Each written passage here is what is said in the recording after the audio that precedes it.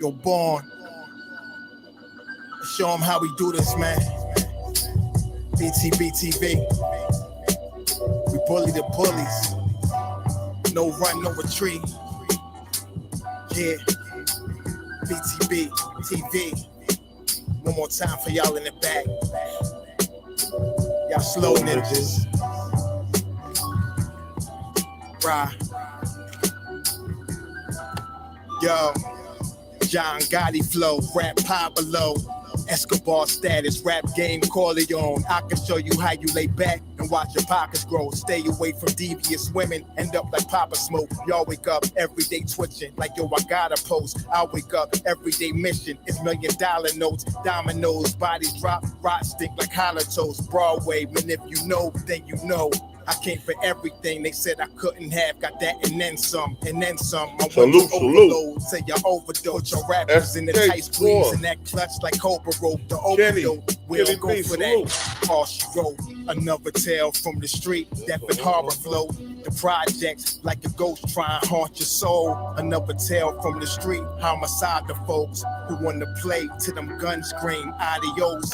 Another tale from the street, Black Mafia, so Don Corleone mixed with Al Capone. Another tale from the street, like an opera show. These kids be acting to their life movie, curtain closed. Nowadays, your foes will plot you over Malcolm X hats, 666s, the devil on his shoulder, won the death match. Reminiscing when more street ninjas was off the hook, chasing D's up off the block, torn and running, get the force, blood on pavement. He's 12 years old, and he's tough to play with. He don't go to playgrounds, that's his fiends who want their main stick. We can't miss, we can hit the talk and put our hands behind our back, our eyes closed and have brain that don't play with us. Another tale from the street, death and horror flow.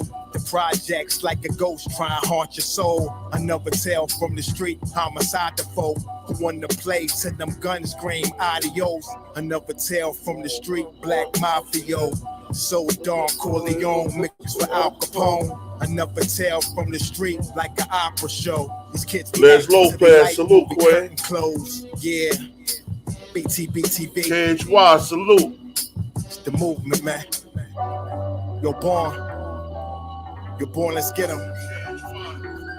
Let's get him. Kaz, we up in here, man. Hood famous.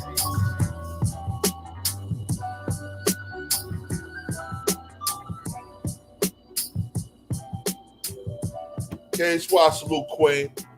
Yo.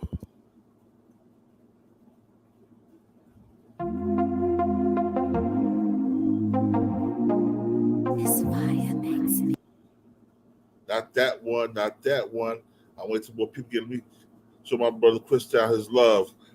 He rep for me, I'm repping for him. Yeah, I'm in no gang, no gang, no gang, no gang, no gang, like ooh. What's all this commotion? Grown man got like females, ooh. Making moves, ain't gon' lose. Mama ain't raised no fool. I'm my own gang, do my own thing. I'm my own man, nah, ain't you.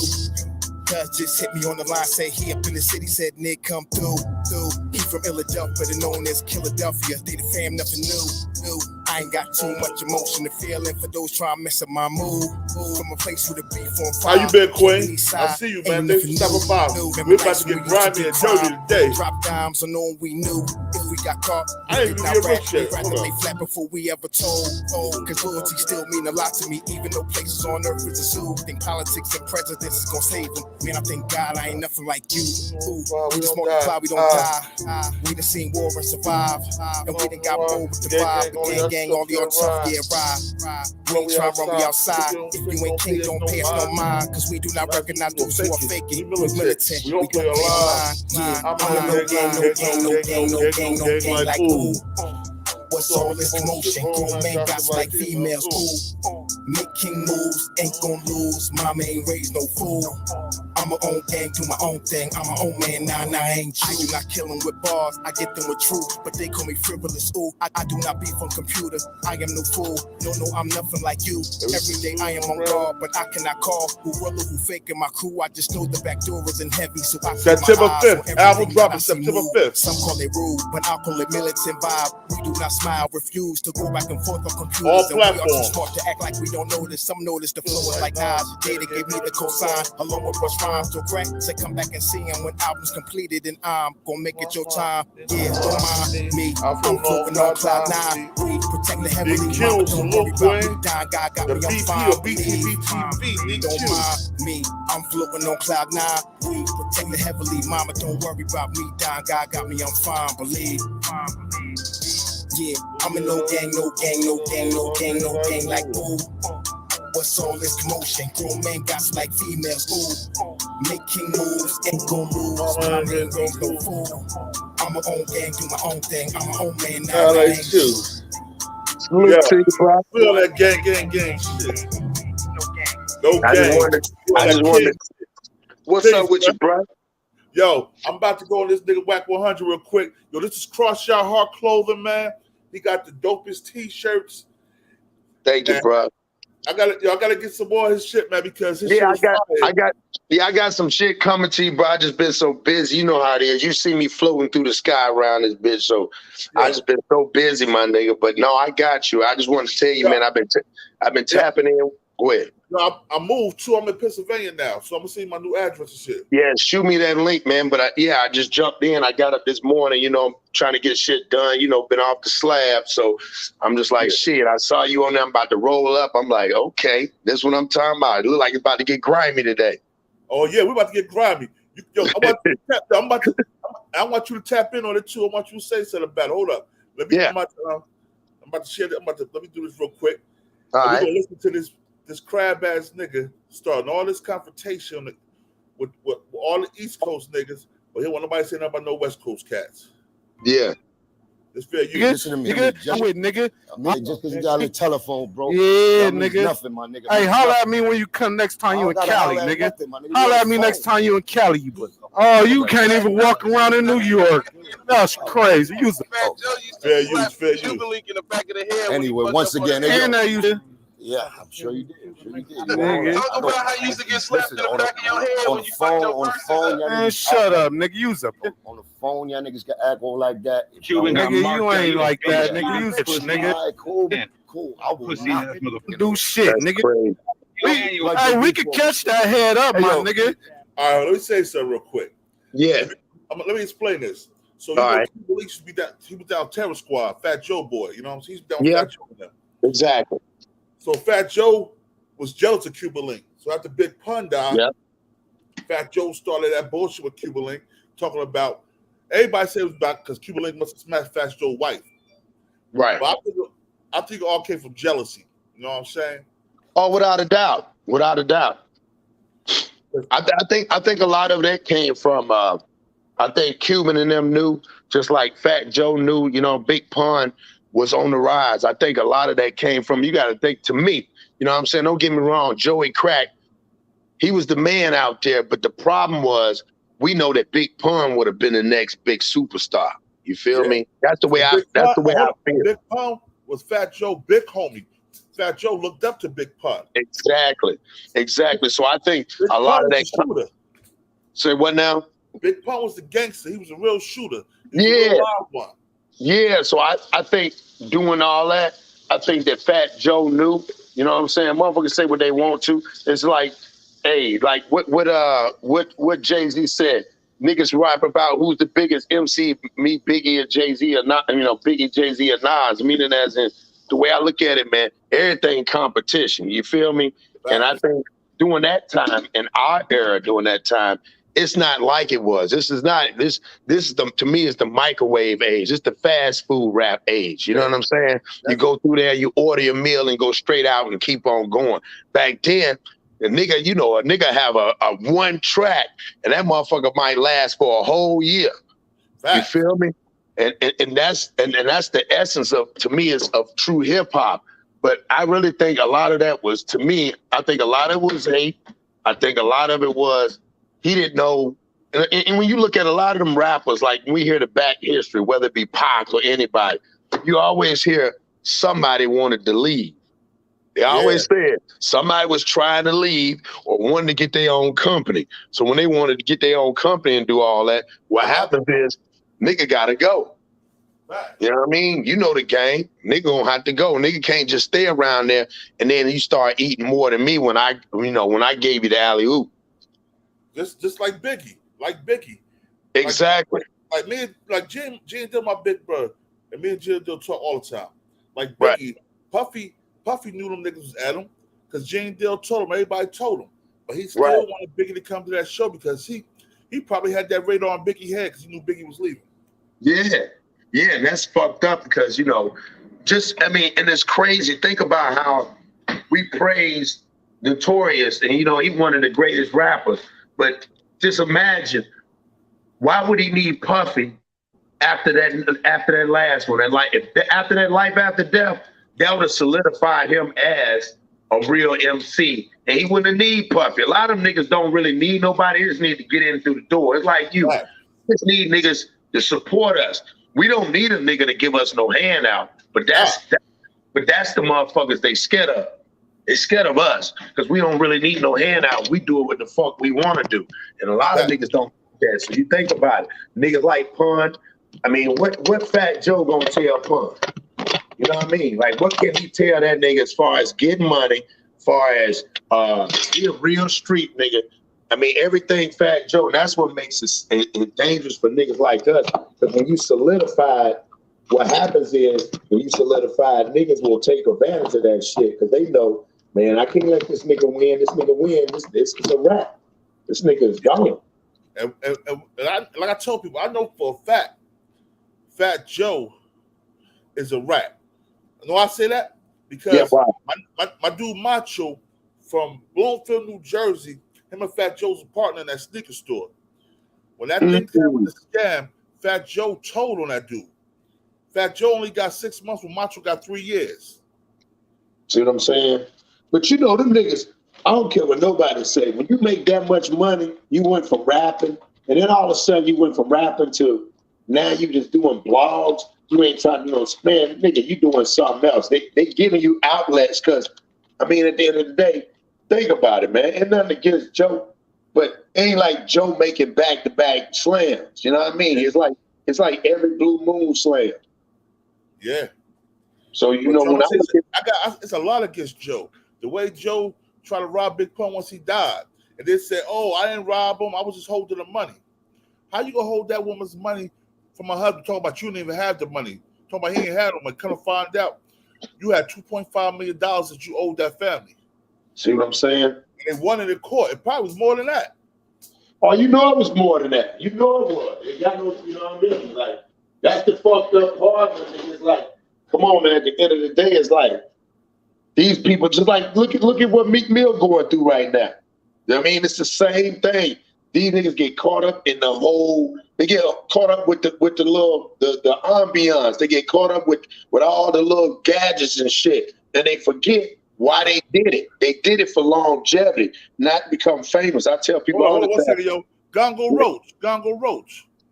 Yo, press the link, bro. Come in here, man. He the one that did the Big Pun case. Oh shit. Okay. Gongu Roach, hit that link, bro.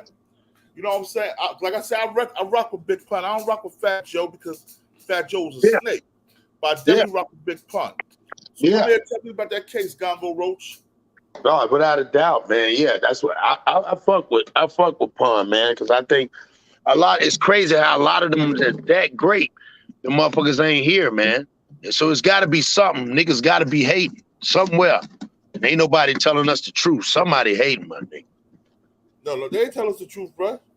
And they not gonna tell us the truth. Know why they ain't gonna tell us the truth? Because they want to stay deaf, dumb, and blind in the situation. Yeah. You know what I'm saying? Yeah. No, that's real rap, man. Because I don't understand. Even to me, us being street niggas, to me, if you fucked around and went to the funeral knowing that niggas here we go. We got Gongu Roach right here. All right. Yo, it was good, man. Peace, bro. I seen you. Matter of fact, I seen you in another interview last year, bro. Doggy Diamonds? Doggy Diamonds, yeah. Yeah. Salute, First off, how y'all salute. doing? How y'all doing, man? Salute, black man. Salute. All right. Salute. All right. I'm gonna put you on the screen, let you tell you, man, because I definitely was feeling your interview, man, and I definitely was feeling that was messed up. How Fat Joe took advantage of that family. Wow. I mean, there was more people. The case also involved Jelly Bean Benitez. All right. Yeah. You aware who Jelly Bean Benitez is? Yeah, I heard him. No. Yeah, I heard of him. He was one Yeah, of the my guys dog- there was a partnership, Could you right? elaborate a little bit for me? Because I haven't. Excuse me. Oh, okay. Jelly Bean Benitez was a big club remix producer from the early '80s. He was Madonna's ex-boyfriend. Okay. Allegedly he stole 10 million. He was Madonna's publisher, and he allegedly stole $10 million from Madonna. Yeah. Wow. Yeah. Okay. So she, her publisher, Spirit One or Spirit Two, they took Jelly Bean to court. Put it this way, make a long story short, Jelly Bean Benitez is really like the root of the issue. All right. When I was going to court with Jelly Bean Benitez, Trackmasters was in court with him too, because he was stealing. He got caught stealing Trackmasters money. Yeah. Dang. So it's like just to make a long story short, these artists, they get some money, you know what I'm saying, and they just think that the publisher's paying them properly. But you really need like a forensic person like me or something like that to really see like what's going on with the money. So to make a long story short, yeah, I met Liza Rios sometime in like 2009 or something like that. Yeah. A friend of mine that had a piece of French Montana in the early 2000s, this guy Stu McCain introduced me to her. And her and her kids were in the homeless shelter. Okay. So I brought her to a lawyer named John Jekalek at the time. I'll just say like it just didn't work out, like the whole chemistry of the issue at the time. Yeah. And then maybe about like a year later or so, or 2 years later, I got back up with her. And I switched law firms and things like that, got a little bit better at my creative. Yeah. And I was able to set up a lawsuit in 2014 September against the parties for accounting missing. So basically it was like this. Jelly Bean was sending biannual. Jelly Bean wasn't even sending biannual royalty statements, all right? He was just basically telling her like, oh, you're unrecouped. You know what I'm saying? Yeah. But they did, so obviously they didn't know the percentage or what they were supposed to get. So they were in the dark. I got the contracts and everything. I mean, her and Joe, the Pun and Joe had a 50-50. Jelly Bean would keep 25% as a collection. So Jelly Bean would collect $100. He'd give there'd be $75 left. He'd give $37.50 to Pun, $37.50 to Joe. You know what I'm saying? Okay. That's basically how the deal was constructed. You know what I'm saying? Mm. So at the end of the day, what happened was that, Pun dies, they're basically like, oh well, no, he owed us money from advances. You know what I'm saying? But what is it? What does an estate know? You know what I'm saying? Mm. Right. So she's just up in limbo, like, yo, like my money. But she doesn't know for sure. But at the same time, she's not getting any transparency on any royalty statements. You know what I'm saying? Right. Yeah. So basically, it took me 14 years after the Pun death for him to like start sending like a full scope of royalty statements. So as I went through the royalty statements, it was actually over like 14,000 documents that I got. So I actually had to go through all of them shits. Yeah. Wow. And I actually had to like create a blood trail with all of the statements leading up to a certain time. So the royalty statements were coming in, and then about 2003, 2004, it was getting lower from the advance. So I can't really remember how much he got in advance, but say he got 800,000 or something like that as an advance. By the time 2004 came, it was down to like 90,000, 80,000. So she was about to get out of her situation, right? But mind you, even that royalty statement's fake. So when it was going down to 80, that wasn't even real. You know what I'm saying? Oh. So the next royalty statement, all of a sudden they jumped up to 400,000. You know what I'm saying? So they discombobulated the statements to put her back up, so it'll take her longer to get out again. You see what I'm saying? Right. But they couldn't verify how they boosted it up to from like 80,000 to like 400,000. You know what I'm saying? Yeah, so that was like that's what I was about to say. That's a big dramatic increase. Because basically I was like, okay, so there's a $300,000 difference here. Where was the advance? Like where did she get this money? You know what I'm saying? That couldn't be verified. So that was like the first blood trail. Mind you, when I brought it to court, you bring it to federal court, you got to have something that's like $75,000 of value or more. So, you know, Jelly Bean's fighting it, and, you know, he's fighting it, and the judge was like, "Oh, I'm gonna throw this out because you only found $60,000 of a problem or something like that." That's what it was. That's when I found the $300,000 difference, and then I got it to stay in court because it almost got thrown out. They tried, you know, of course they're gonna put up a defense because they don't want to reveal the real. You know what I'm saying? So, you know, I had to have my ducks in a row. So it almost got thrown out. Last minute, I got it saved. Then I hired an auditor, and so during discovery, Jelly Bean we found $2.3 million through discovery through the auditor, but Jelly Bean didn't even give us all the statements. So it could be $3 million. Wow. You know what I'm saying? So I basically boxed him in the corner, you know what I'm saying, to get us out the deal. You know what I'm saying? Right. Yeah, sure. So basically, you know, she got out the deal. We found all of that money. And, you know, we got, you know, a settlement and got it rectified. And now she has no partnership. You know what I'm saying? She's on her own. She doesn't have to rely on nobody to get her money direct. Obviously, she's not in the homeless shelter now. She lives in 2 states. You know what I'm saying? It's a wonderful story. It's a wonderful story. Now, if you want to go to Joe, I would say the most of all, he would be more blamed for bringing the pun estate to the wrong publisher. You know what I'm saying? Yeah, that's what I was about to ask, because I wanted to know was he the one that brought it to the table? Because it sounded like it was a contract. Well, yeah, Joe. But I'm just saying it sounded like a rabbit hole contract. It was like it was, you know, from the get-go, it just sounds like somebody had more insight, or maybe like Joe, maybe he didn't, or I'm just speculating, or maybe he did, to the point where he knew he was trying to lock him in, you know, like almost like a lifetime contract type deal. How many albums? I can't remember how many albums. See, I'm looking at it from that. No, I'm trying to remember how many albums did they have an agreement for. But I think what it was is that they just had a split. They just had a split. I remember in court there was one contract that the Jelly Bean side or the Fat Joe side couldn't provide. I just remember that. Right. I don't. It might have been the recording contract. I really can't remember. But at the end of the day, she gets her money directly from Sony now. The pun account is recouped. Yeah. Like I said, all of that is straight. You know, I'm a forensics expert. You know, I also represent the DMX estate. Okay. And a whole bunch of other people. That guy Kyle Dawson. Kyle Dawson that was talking about, he had DMX. DMX sounded was rights to him. If somebody said, first way, somebody better not claim that they said, bro. Bro, all right, tell them to holler at me with that bullshit. I'll take his life. Right. I'll take his life. Now I got a question for you. You being a lawyer and representing. I'm not a lawyer. What it is, honestly, what it is that I grew up with the Sugarhill family. You know, from Sugarhill Records in Englewood. I'm from Jersey. I'm from Jersey. Rep Jersey. Yeah, I'm from Englewood. Okay. I'm from Elizabeth. Oh, okay. So I sat back and watched the Robinsons run scams and run publishing scams and run circles around everybody. You know what I'm saying? Right, so it was basically like a class. You know what I'm saying? And I learned the game.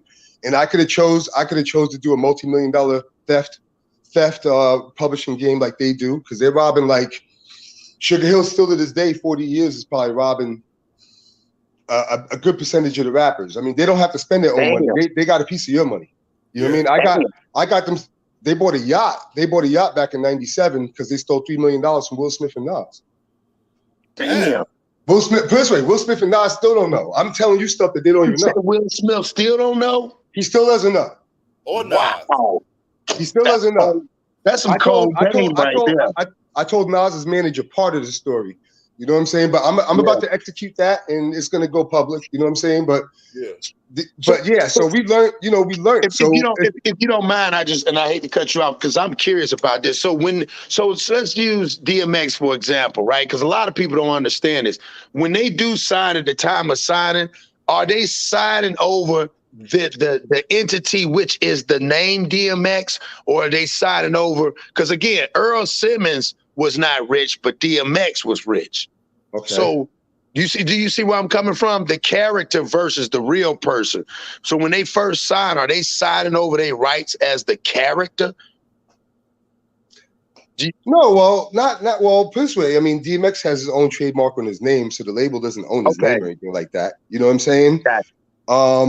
Nor do I think that they had a life insurance policy or anything like that. But I'll tell you this: Loud Records had a life insurance on Big Pun. They cashed out on Big Pun when he died. Oh, word? Yes, sir. Okay. Yeah, but you know what? But you know, at one time, I'm gonna tell you, I met Big Pun a few times. I know one time Big Pun was heavy on that cocaine allegedly. You know what I'm saying? I'm saying allegedly. I wouldn't. Hey. Hey man, what you tell? That's East Coast. That's East Coast. Don't go there. That's East Coast, baby. That's East Coast. Hey, man, you know, hey. They probably was feeding them drugs. Like they was feeding DMX drugs. They probably feeding them drugs to keep them off balance. Bro, this whole game is off balance. You gotta. I never met a rapper that knows anything pretty much. You know what I'm saying? You got to think when you in this game. You know, the highway 65, but you going 110, bro. I can't see the signs. Right. Let me ask you one question. I want to ask you a question about the Cuban Link situation with Fat Joe.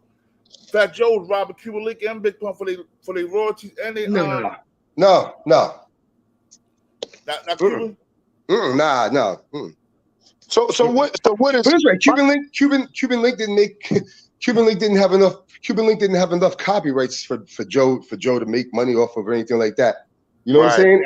I don't even think Joe had a.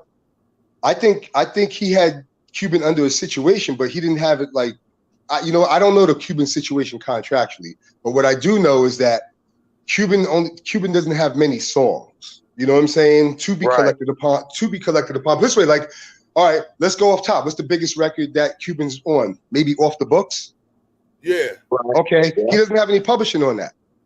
He was just a work for hire on that record. You know what I'm saying? So he doesn't have no publishing on that record. So there's no money for him. That base was, nigga, I'm gonna throw you a little bit of change and just jump on this track. Yep.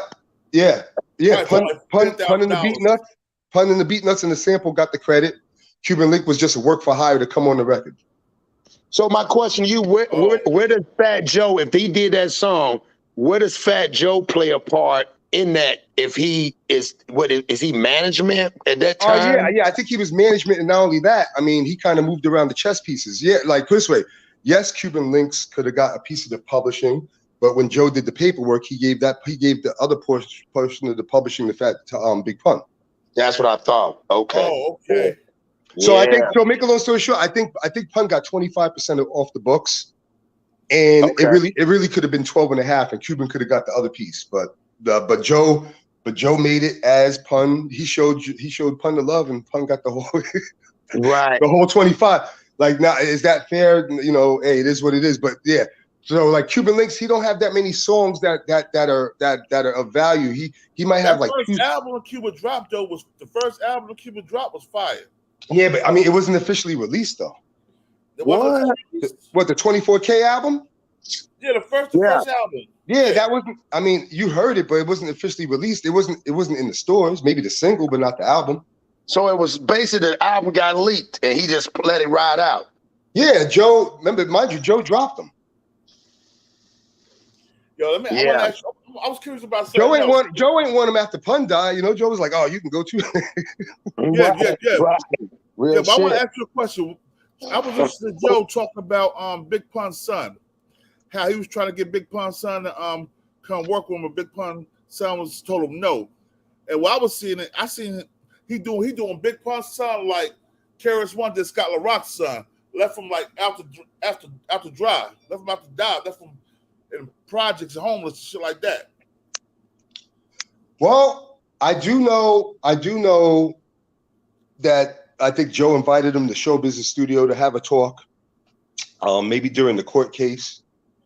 I forgot how that conversation went, because I think they actually met up at Show Business Studio back in like 14 or 15. And then Joe wanted him to perform at the Loud Records thing right before the COVID, when they had the Loud Records thing. Yeah. Right. Yeah, and Joe was trying to talk to them then. I think Sean C was trying to put it together. Sean C put it together, you know, and I don't know why Chris didn't do it. You know what I'm saying? Like I would have did it if I was Chris. That was a great opportunity right there. Right. But I will tell you I'll tell you one thing. The locks held down Chris Rivers. You know what I mean? Like they always gave him studio access to their studio D Block. Okay. They do songs with him and stuff like that. Him and his boy Whispers and stuff. So like I know, and I got a question for you too. Now, how is the politics? Because I'm like, damn, how did Big Pun's son, and it'd be a lot of those rappers, like you say, whether it be Biggie's, it'd be a lot of them people, man, them celebrities, man, that did a lot. Why is it that they just, is it the contractually, or is it like Chris can't get nobody just to jump on his shit? All they need is, you know what? I mean, let's just be honest. I think it's just an elephant in the room. You know what I'm saying? Like honestly, yeah. I think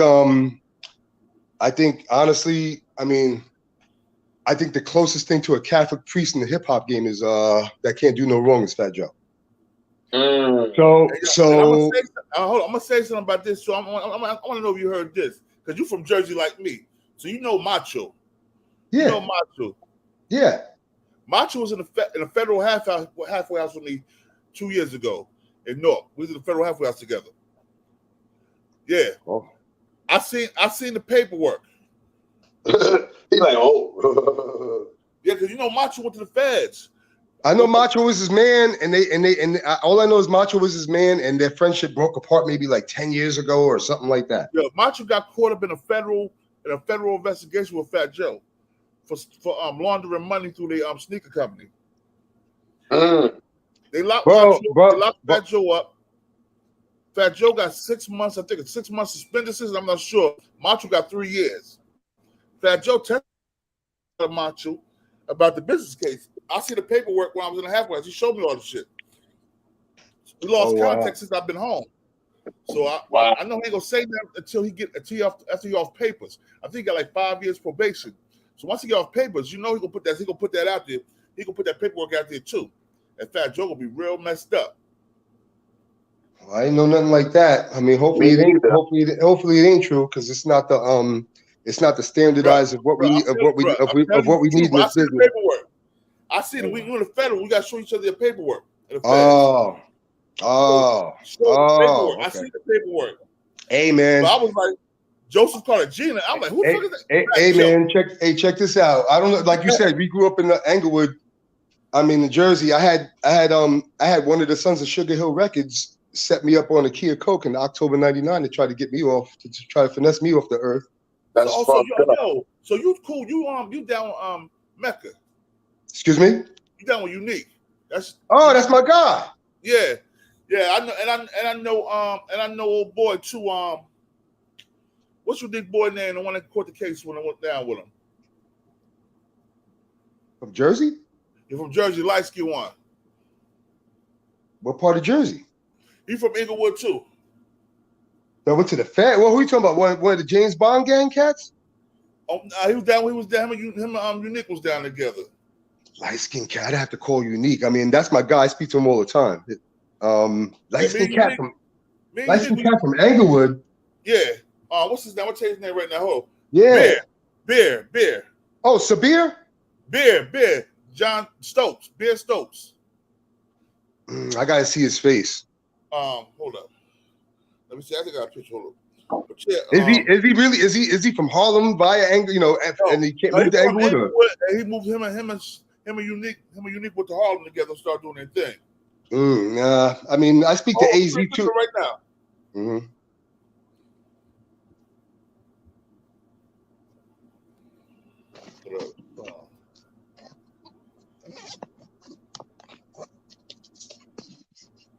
So when you say, I got a question for you. So when you say, I'm tripping off, and I know that them people, they get, like you say, going 100 miles an hour. I'm just tripping off. You say $3 million on a boat, and nobody even to this day even. Well, you gotta look at it like this: the bigger the account, the more it could steal. You know what I'm saying? I mean, you gotta think the Will Smith album that had Getting Jiggy on it and all that, whatever album that was like, that album was so big it lasted like almost 3 years on the Billboard charts. That's a fact. You know what I'm saying? So it's like, bro, that album sold like 10 million or more in the United States. multi singles. You got to think about how big that Sony account is. Yeah, and then back in those days, you know what I'm saying? Yeah, damn right, I can sneak $3 million out of that. Yeah. You know what I'm saying? When you say damn right, you can, you know. Yeah, bro, it ain't hard to do. You just got to have a lot of nuts. You know what I'm saying? Because you're gonna get caught. You know what I'm saying? You're gonna get caught. But these cats, they don't. You know, people want their money, so they don't sue you criminally. They sue you civilly. You see what I'm saying? So that's why Sugarhill ain't gonna go to jail, even though they might have forged your signature or something like that. They don't want you to go to jail. They don't. You know, I want my money. You know what I'm saying? So Sugarhill always knew those options. They already knew they knew your strength and weakness of what's going on. Shit, if you remember Nature from the Firm? Yeah. All right. Well, no, I represented a lot of these guys. I had to take Sugarhill to court for stealing like $100 and something thousand from Nature. Damn. Now they did the illest shit. His name is Jermaine Baxter. All right, with no E, like Main Street. All right. Yeah. He's an ASCAP member. They made a Jermaine Baxter with an E at the end in BMI, and rearranged the account for the money to go to them. Hell no. Mm-hmm. That's cold-blooded. There's a million tricks. But you know what? That kind of makes sense because you look at these new age rappers, they walk around spending this damn money and they're not even really keeping track of it. And like you say, when a lot of them got this misconception. Just think about the theory. They're moving too fast. You know what I'm saying? To really feed. You just know you're getting money, bro. And you're not a vet in this business like that. And I don't even care if you're a vet because I've had Cash Money call me before and ask me questions like they were rookies. Wow. You know what I'm saying? So it's like, you know, it's just, I mean, a lot of these guys know, you know, I'm talented at making music. I can get these publishing deals and my creativity and know-how brings in $1. You know, that's just the exterior. That's just the exterior side of the thinking of the business. You know what I'm saying? Yeah. Now, when you ask about the interior side, about how the money's moved from territory to territory, statutory rates, all this other stuff, they don't know that type stuff. Oh, let me ask you a question. So, what you think about this cat Wack 100 business format? How he doing now? I talked to Wack. I talked to Wack. He wants me to help him out with the Game second album. They got some problems over there, like Interscope. Yo, he's I don't know how he sleeps, bro. He's fucking all over the place. Yo, I mean, honestly, it's at the point the guy's spooky. I don't know what the fuck who he's down with. You know what I'm saying? Because the thing about it is that he has no license on a chill button. Just all of a sudden, like who's backing you, bro? Like you have no chill. You have no license. It just happens sporadically. You know what I'm saying? Like like there's something that I just feel that there's another there's something behind it. He do a lot of dry snitching on the internet too. Bro, there's something behind him. That's what behind him bigger than what we see. I just don't, because all of a sudden you call out A Prince and a few of these other guys. These are big challenges. Yeah. Well, and you got to think about it too. The thing what I don't like, even with that whole Clubhouse situation, you got to remember you're on a platform with a whole bunch of people on there that you can't see, is not monetized, and then you turn around and you got gangbangers talking, and all these other niggas talking about what they gonna do to each other. Man, it's like you incriminate yourself. Well, it's the greatest way for the feds to take notes. Yep, real talk. It just is, and they can subpoena Clubhouse and get information, background information, probably some IP, whatever that they need. You know what I'm saying, to find out who that person is under their registration. Yeah, y'all better listen to that because he's telling the truth. Because I'm telling you, something ain't right with that Clubhouse. Because he get on that Wack, get on there, he get reckless as hell, and what happens is he keep doing it to the point where a real nigga gonna start running his mouth. But real niggas shouldn't be on there talking about no street politics. Like we be for the Rolling 60s. The Rolling 60s, he had them tell what they did to him at that club, at that show that night. They told him on Clubhouse what they did to him. Why? Because they were so upset without even knowing. It's like he was setting them up for the police. See what I'm saying? He was able to get caught. Yeah. Yeah, because he kept saying nothing happened, and then you keep saying it to a street nigga, he gonna be like, well, nigga, you know this, and this, and that's exactly what he did. Kept saying they didn't do nothing to him to make them have to basically tell on themselves and say what they did. Yo, that club, it's just a setup, man. Yeah, it's a lineup. You're lining yourself up. I mean, hopefully some of these guys is portraying a character and lying. Right. You know what I'm saying? And that's the scary part, being around, because you know that how the internet is. Now, back in the days, you know, you went off who you was. Nowadays, hell, these motherfuckers it's a costume now. They throw the costume on, so you don't know if they real, they lying, and then that's how a lot of these niggas is getting hemmed up. Yeah. But I'm thinking on too, man. And Fat Joe, Wack 100 are real tight. They act like they brothers now. I know. Wack told me that him and Joe were cool. Yeah, I mean, like I said, I know people who know Joe, and honestly, I know people who know Joe. I never heard nothing bad about the guy. Like, you know what I mean? Right. the first time I met Joe, he was trying to start some bullshit with me because he thought some nigga I knew was pussy and all this other shit. That shit ain't had nothing to do with me.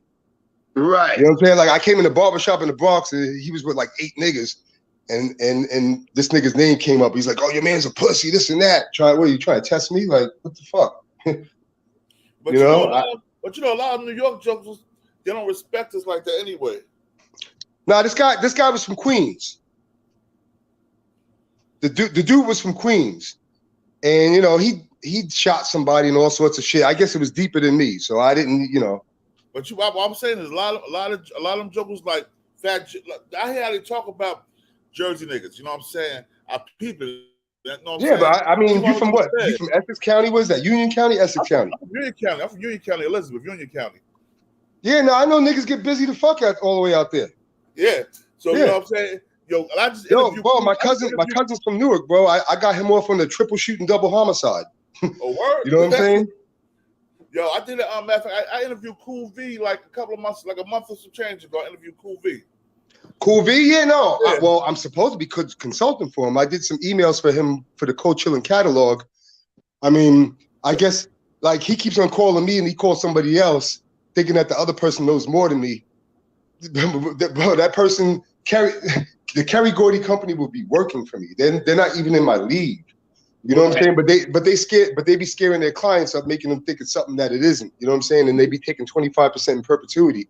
I try to do all the right things in the hip hop game. You know what I'm saying? But you know, sometimes I don't know. I hope Cool V makes a smart decision. You know what I'm saying? Like it ain't so serious, bro. Like, but like all of these, honestly, I know most of these guys are under me. I try to be the most valuable when I come in the room.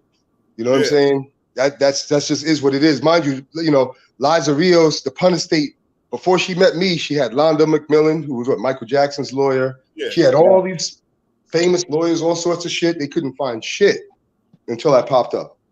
Yeah, if I didn't pop up, she'd still be fucked. Hey, but you know what I said? You know what, too? When we talk about Big Pun's son, I think Big Pun's son was holding a grudge with Fat Joe because how he treated his mother, how he was disrespecting his mother after his father died. A young man seeing that at a young age and watch his mother go through everything she went through and go through the homeless shelter, he ain't gonna fuck with Fat Joe no more. He got hate towards Fat Joe because Fat Joe's supposed to be his uncle or his godfather or something like that. Nah, yeah, Fat Joe's supposed to be his godfather. I'll tell you one more trick. You know, Tony Sunshine and Remy Ma was signed to Big Pun. Yeah. Well, I'm nice. If I wanted to, I could have been hit Remy Ma for a breach of contract. Right. You know what I'm saying? Because like when she left, she got forked over for $75,000 in a percentage override, which she never obligated. So like when All the Way Up came out, when she came out of jail, I could have jumped it in like, bro. She could talk to whatever white guy she thinks, whatever, blah blah blah. That she ain't gonna work, bro. Right. If I pop up, you're gonna lose. You know what I'm saying? I I don't take guesses. Yeah. You know what I'm saying? Like I'm way past taking guesses. Millions then. What? She probably owe Big Pun Estate millions. Well, I mean, she was supposed to fork over a percentage of her earnings. You know what I'm saying? Of her future royalties. But you know, I mean, they already got me looking like an asshole for taking Fat Joe and Jelly Bean to court. You know what I'm saying? You know, you could look bad for being right. Yeah. That's fact. You know what I'm saying? I didn't get a bunch of pats on the back. You know what I'm saying? I got a bunch of motherfuckers that want to stay away from me because they're friends with Joe or whatever. Right. You know, they're not gonna show. Now I'll get some of his own friends. I'll get some people behind the scenes like, yeah, you did what you had to do, this and that. But there's nobody that's gonna be like, you know, like I don't know, you know, just but you know, it's hidden love. Like I don't even know where my relationship with what my relationship with Noriega is now. Like, because I used to be chilling with Noriega. You know, I see him in Miami, but hang out in his Maybach. You know, fucking he treated me to dinner like fucking 4 a.m. with some people and stuff. Crack some jokes. You know what I'm saying? Like ever since I went on that Doggy Diamonds thing last year, right after I got off of Doggy Diamonds that time, my phone rang from a Miami number. And then when I picked it up, it hung up. You know what I'm saying? I figured that was Nori trying to yell at me. Yeah. But you, man, like I said, man, you did what you had to do to help that woman and her kids, man. I mean, I think they want me to tread lightly as long as I don't try to affect another man's legacy. You know what I'm saying? Right. You know, I'm not really trying to do that at all. Like all I do is break out the facts, bro. Like you can't debate me on what is found. Like, you know what I'm saying? Another man can't. It's what I say. It ain't what you say. You know what I'm saying? I'm the orchestrator of the whole situation. Like I invested the money, the time, the energy. I went through 14,000 documents. You can't tell me shit. You know what I'm saying? Somebody can't come to theory and say, oh, it just went like this, it went like this. I slept with this shit, bro. I was sitting in the chair so much, I caught sciatica. I had to fucking go to the doctor and fucking rehab for like a month.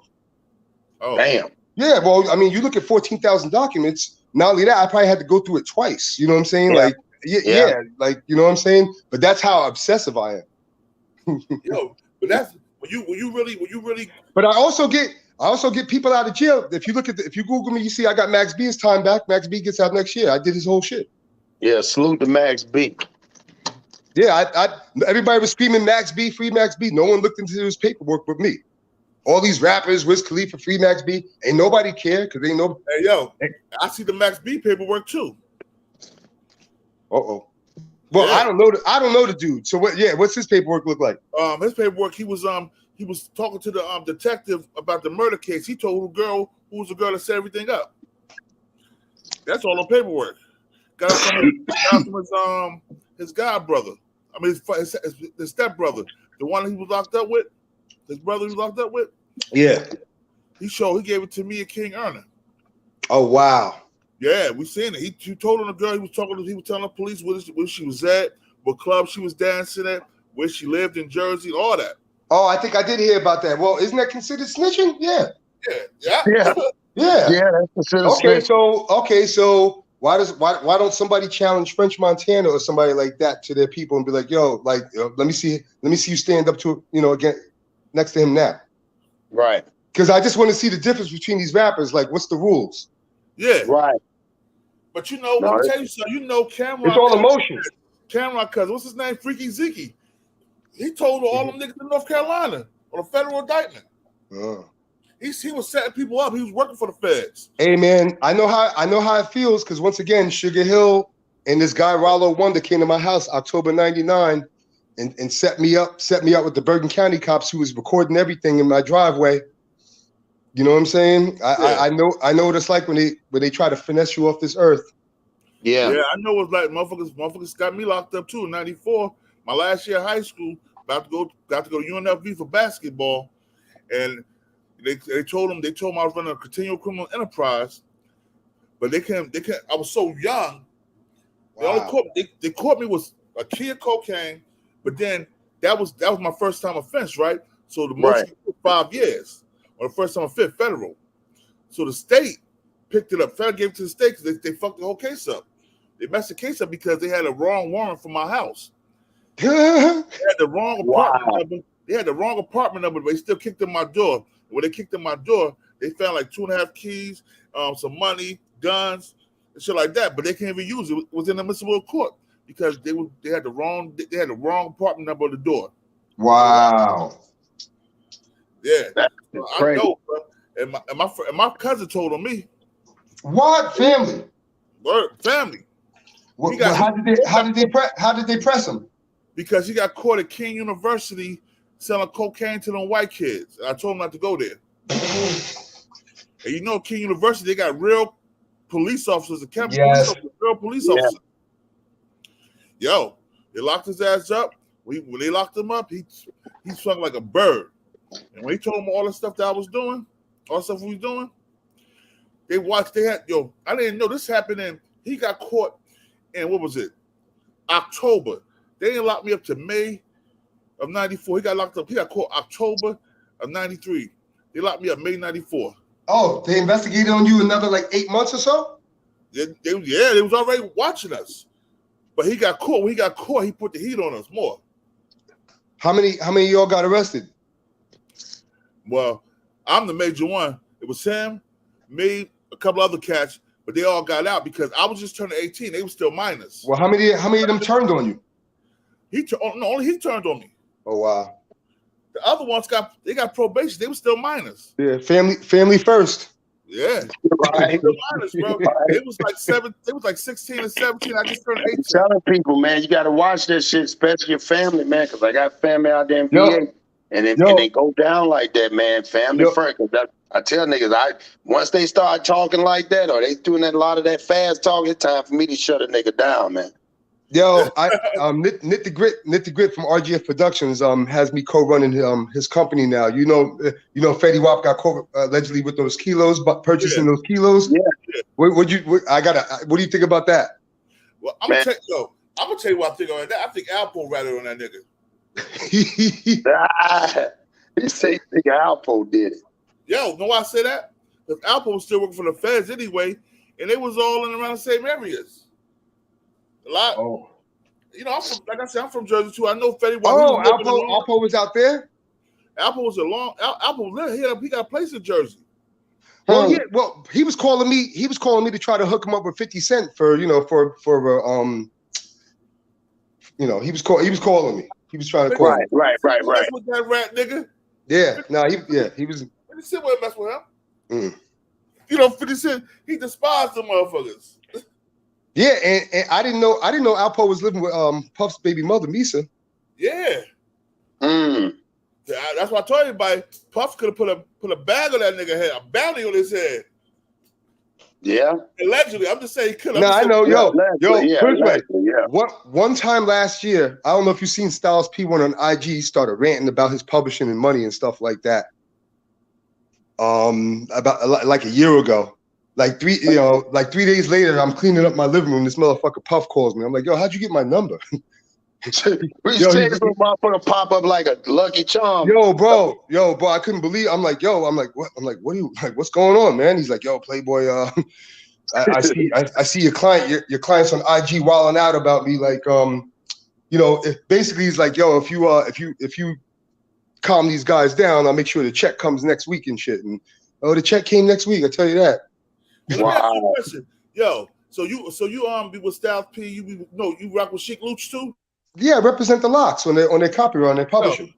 I didn't know that. Yo, I want to get Sheik Luch on my channel, man. He's my favorite member of the Locks. Yo, a lot of people say that. A lot of people like, yo, I like Sheik. You know what I'm saying? Like, he's highly underrated, man. That first album was fire. Yeah. Sheik Luch is underrated, man. The Silverback, and especially that when they did that one with Griselda, dog. That shit was crazy. That song they did with Griselda, Locks did with Griselda, that was crazy. But Sheik Luch got a whole album. He got 2 albums with Ghostface. 2. Oh yeah, that's his boy. I think they might have had the same manager at one time. I could be wrong. I think Mike Caruso might have been representing both of them. Okay. Yeah. Mike, I don't know if you know who Mike Caruso was. Mike Caruso was one of them white boys that got caught up in the Limelight murder. Remember the Limelight trial, the club trial back in like the late 80s or something like that? Yeah, he was caught up with the body or something like that, you know, out in Staten Island or wherever. Right. Yeah. Okay. Yeah, but I think he works with 50 Cent now. Oh, you do? I think so. I'm trying to get Tony Yayo on too.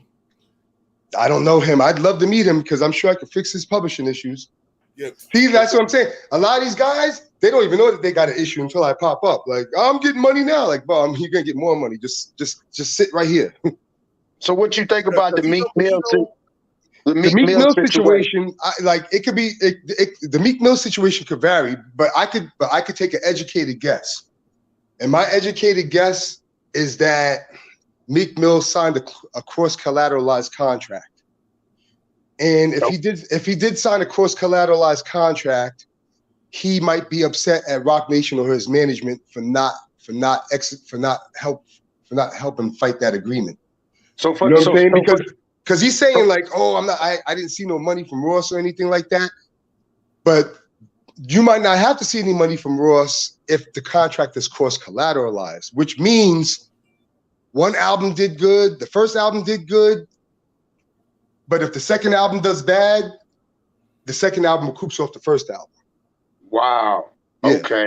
And then it piggybacks along. Third album, the second album. It's all about you know, getting out the red from your account. You know what I'm saying? So they'll cross-collateralize your album, and they might even cross-collateralize other situations like your label, like the label you got with your, you know, it could vary. But if he's under a cross-collateralized contract, I can see him saying like, oh, I'm not getting no money. But there's another thing to this too. That's just one part. The other part is that when you try to start a record label, that means you got to do the same mechanics as the white man with his record label. You know what I'm saying? Correct. Which means I got to have the proper software for you to make statements to pay out quarterly or biannually. So I'll give you an example. Not to flame anybody or anybody like that. So I'm not even gonna mention no names then. Okay, so just imagine if you signed to Koch back in 2005, 2006, all right? Okay. And Koch gave you an all-in deal, all right? Which means that you're responsible for anything under the account. You're responsible to pay the co-writers, the producers, anything under the account. Just like me, Koch. I'm gonna give you a quarterly statement where everybody, Hellrell, all these other people under it. Then you got to make a quarterly statement and pass it out to your artist. Okay, so I'm just saying, do you really think anybody? Do you really think somebody's getting quarterly statements from via Koch through Diplomat Records or whatever other? So you basically end up becoming your own 1099. Well, but he's got to pass. Yeah, but he's got to pass it off to them.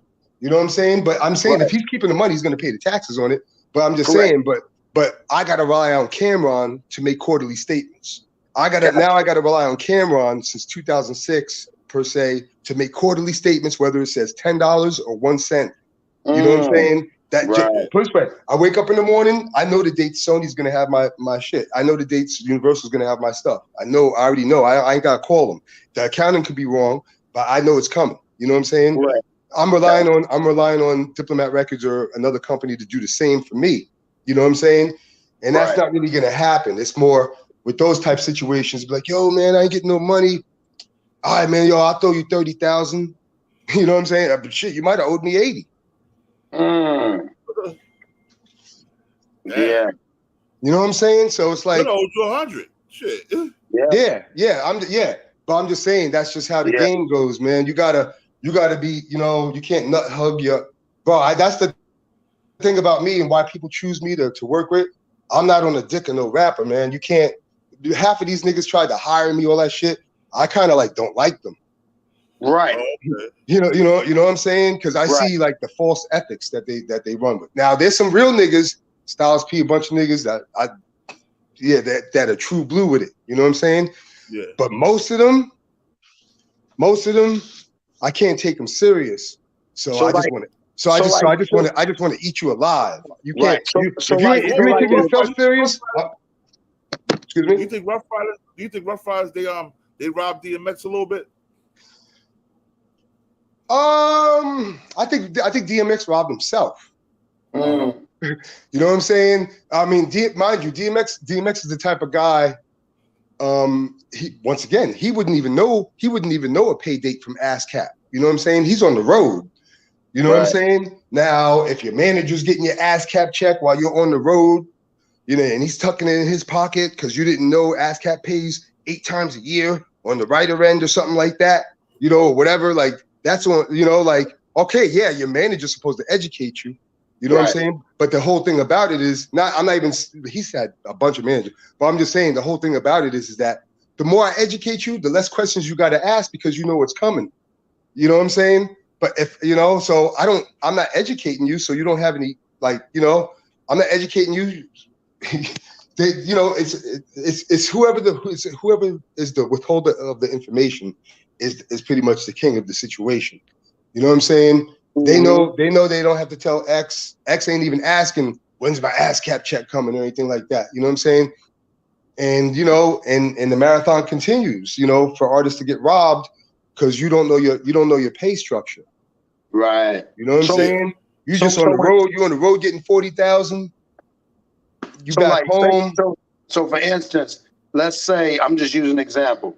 When these artists and they sign them, and then niggas get complaining, and these niggas give them a car, but really they should have gave them the bread, and the niggas would take the car and don't say nothing about it.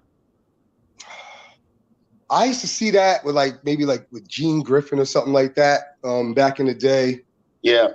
Buying more material. You didn't really own much of your copyright, but he'll pay your rent and stuff like that. Buy you a little whip and shit like that. I mean, a lot of these older guys got like an 80s mentality, a 70s mentality. That's how it was. You know what I'm saying? Man, it's just, bro, it's so monkeyish in the business, bro. There's a million, you know, variables on how to lose or how to win. Right. You know what I'm saying? Chris 500 said I seen a work for hire music contract the other day. He said, shaking my head, raping you records.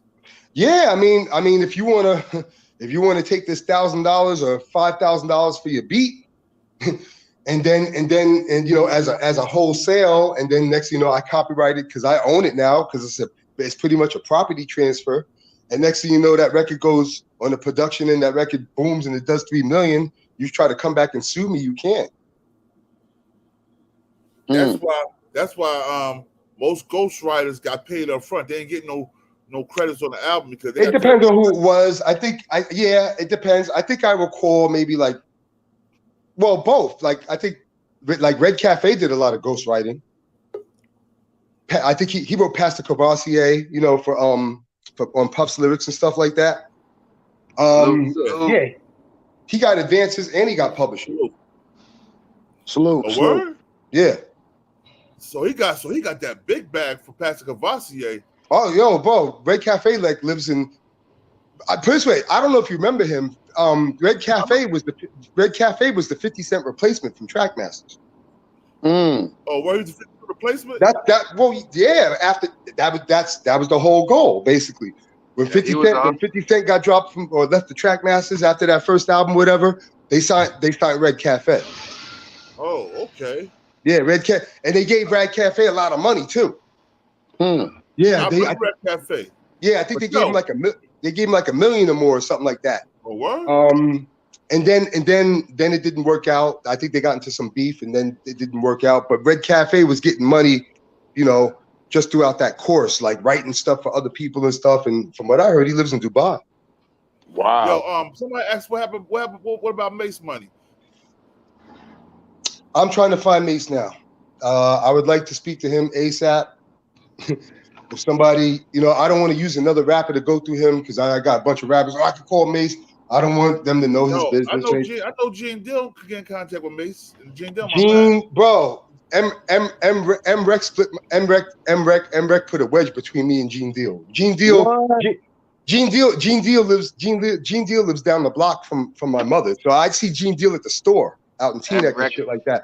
And I know him from Bad Boy. I used to work at Puffs. I used to see Gene Deal. I seen him rough guys up. I seen Gene Deal, you know, I know Gene a little bit, you know what I'm saying? I was in the background. So we cracked jokes and stuff. But what it was is that I used to be my first interview ever was with MReck. Well, unconsciously, I started doing my interviews over at Doggy Diamonds. You know what I'm saying? Who's his former partner. And I believe MReck knows the power in me, so he didn't want me to help Gene out because he knows, I don't know. He just didn't like the fact that he felt some type of way. I'm sure it could be rectified, you know what I'm saying? But yeah, I definitely need to get. But him and Doggy Diamond's supposed to be boys still, so why are you mad because you doing an interview with Doggy Diamonds? I don't know, you know, maybe Channel 2 doesn't like Channel 4. You know how that shit goes. Right. Yeah. Right. Well, I know my boy. I mean, because like honestly, I got good content to give. So I think he kind of exclusively wanted me to stay with him. Like I was like, you started with me, you're my guy. Yeah. Right. You know what I'm saying? But Big Pun's wife was like, no, go to Doggy Diamonds because we did so much stuff over there. Why go over there? Just like me and my son did stuff over there. So go to Doggy Diamonds, you know, if you're gonna lay anything down. Yeah. So I went over there. And me and Doggy wound up getting a real good relationship. Like we talk like numerous times a week and shit. You know what I mean? So it's like I don't really want to like be jumping around and stuff. But yeah, I mean, it is what it is. Shout out to both of them. Put like this, let me ask you a question. I was trying to get Chris Rivers on my shit. I've been trying to get in contact with him through everybody, but it's hard. Everybody act like they can't get in contact with him. So I want to get him up here and tell a story because, like I said, I got people in the record industry too. That I got I manage an artist named Chris Town. He's from Camden. Nice. He about to drop his album September 5th. Wait. Chris Town from Camden, New Jersey. He just did an interview with Doggy Diamonds like a month ago. Really? Yeah. And now the name sounded a little familiar. Has he ever been out here around Bergen County? Yeah, but he was signed to Universal Records at one time. Oh, really? Yeah. He was signed to Universal Records at one time. He dropped the album. I don't know if the album came out. I'm not sure. Okay. If he come up here, because I'm trying to reach out to the Rios family sometime today, so I can check in with Liza and see what's going on. Yeah, because I want to get them. I want their story because I'm tired of people lying, man. And like the Fat Joe stay lying about the situation, man. Absolutely, I'll reach out to them, and you want me to reach out to Sheik, right? Yeah, Sheik. Hell yeah, them a Sheik, man. Just to get, I want people that people sleep on to get shine. Like with me, I started my channel a while ago, but now it's really taking off. So I want to get people up here so they can get their shine. I only got about a little over 10,000 subscribers, but that's good money right now. You know what I mean? Mm-hmm. And I'm trying to get them to get their shine on too because people sleep on Sheik and people not showing. Sheik is the man right from back in the day, man. You already know Sheik wrote the Benjamins and all that. The last time I seen Sheik, I was in the Sprinter van. I sipped some Hennessy with him, maybe about like a year ago. A word up? Yeah, he's cool. He's cool dude, man. Yo, like I said, Sheik a big dude like me, so I rock with big dudes, man. We need that shine. Yeah, I root for guys like that, man. I like the Locks. I like Jadakiss's father, Mr. Phillips. Everybody's cool, man. Like, you know, my best friend's related to Jadakiss. They blood relatives, so that's how I got to meet up. That's how I got to meet the Kiss family and help out with the situation and stuff like that. But now I root for them guys, man. Like real heavy, bro. Like they're probably the guys. Chris Rivers is nasty like his daddy. Yeah. Don't want to smoke with. It's Jadakiss. Yeah, I mean, bro. Just the Locks alone inspire me to work hard. You know what I'm saying? It's like right. You know, I'm sitting looking in the mirror like, yo, this is the Locks. You can't fuck this up. You know what I'm saying? Right. You know what I'm saying? Like that's how I be, man. That when it's certain people, it's like, oh my God, like you can't fuck. Not only that, there's people around them that want to see me fuck up. Yeah. Let me tell you something. You know Big Pun's sister. Because as soon as I helped them out, somebody tried to come in and tried to divide me, you know, to try to divide me from them. Hey man, there's always gonna be a. You know what? I heard Big Trump's sister doing an interview She's saying Elijah killed Big Pun. She alleged Elijah killed Big Pun. Yeah, that ain't true. Yeah, I know. That's I know it ain't true. I know it ain't true. Whole bunch of weirdo stuff. Yeah. Yeah, the sister was on some wild shit. Yeah, I mean, all I know, I don't really want to get personal or anything like that. We all met up at the Big Pun thing with the street. I think they were all cool that day. I think she asked to split the Pun ashes with Liza, and Liza was like, "No, I'm not splitting the ashes." You know what I'm saying? And then that's when she started ranting again. Yeah, because she was on. Was that MReckTV she was on? Maybe. I mean, shit. I wish it's Pun's sister. I wish her the best. You know what I'm saying? TV. It was. I remember that interview. Yeah. Nah. She So what? Oh, so you cool with Gene Deal? That's my big bro right there. Yeah. I talk to him on a regular. Matter of fact, I'm supposed to be. I was supposed to be having him do something with the computer anyway. But yeah. Well, what's wrong with Gene Deal? Gene Deal seems like a cool dude. Oh no, he's cool, bro. Yo, he's cool. The only thing I didn't like about Gene is that Gene fucking let Mario Winans beat up my man Slam at Bad Boy one day, man. That shit was whack, man. Mario Winans to fight? What? Mario Winans to fight? Nah, that wasn't the case, man. You know, Mario Winans was the fucking big dog producer at the studio, you know, at the time, early 2000s, and if he was in his feelings, you know, let's just say he was gonna get his way, I guess. You know what I mean? Like, right. The other guy was just like a friend of Puff's. You know what I'm saying? And he was coming around making moves, and he, you know what? Honestly, I think it was a fight. I think it was just a fight. I think it was just a fight on who was closer with Puff, a jealousy thing. You know what I'm saying? Right. You know, because honestly, I've seen Mario like leave. I've seen Puff leave the studio, and then all of a sudden Mario's like, "Oh, I'm in charge," like fucking on some mini me shit. Yeah. You know what I'm saying? And I also seen him. And I also seen him, you know, just get on top of like good people, man. Like, Yo, hold on, one second. Gongu Roach, Prince 500 Black, Big Gene not scared of no Big Meech, bruh. Big Gene's a straight certified goon, bruh. A goon with a badge. Don't let the calmness and gentlemanness fool you, bruh. Yeah, nah, he wasn't that bad boy for nothing, bro. You know you might have to get active. Right. You know what I'm saying? So my question to you, my question to you, Roach, is okay, say for instance, right after that whole versus battle, did you start seeing people come out the woodworks trying to split you then? No. A super big management company tried to split me up when I got them their first check from a situation that they were complaining about. Yeah, I remember that. Yeah. Okay. So when I got them their check, they were like, "Oh, you know, I think another big dog called another big dog, like, yo, this little nigga's a problem." Right. Right. See what I'm saying? Some hater shit. That's some hater shit. Yeah, you're like, you know, just, you know, like one big dog will call me and make all these promises, do half the job, but he'll call another big dog and be like, slow this nigga down. Yeah. Put a plus on him. But that's what I'm saying. Like, so when you move, I'm obsessed with it's critical thinking. It's a mind challenge. It's chess, and plus I don't like most of these rap niggas. You know what I'm saying? They're in a delusional mind state. I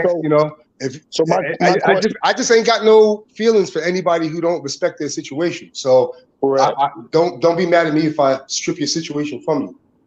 No, it's real talk. So you have to. So with you, because of how all this shit is, and like you say, you like to talk directly. You basically really got to be a true background dancer, because you know if anytime you get seen on the spotlight, it's gonna be hell for you to pay. No, I've been through. Somebody tried to kill me before. Right, you know but I'm just saying. I mean that happened, but I'm saying as far as just in general trying to make business moves, because you can't. Yeah, I mean, bro, at this point, I don't give a fuck. It's gonna be whatever's gonna be. You ain't scaring me out of nothing. We're gonna die together. Fuck it. That's you know what I'm saying? You get me. You ain't just gonna be walking the street. Like somebody's gonna get your kid, something. You know, I ain't alone in this world. That's right. That's real shit. So it is what it is. You ain't scaring me. You know, hey, nigga got a problem, call me. You know what I'm saying? I'm easy to reach. You know what I'm saying? Who's the other guy that was down on Big Pun that was helping you with the case? It was a Puerto Rican guy. Nah, nobody. It was me and Alan Smith at one point. That was it. The Puerto Rican guy's probably just a friend. That was that was another guy who did. That was another guy who was on the Doggy Diamonds interview. Yeah, true. Yeah. Yeah. That was a close friend, family friend, and stuff like that. Nah, man, I'm pretty much a solo artist on this.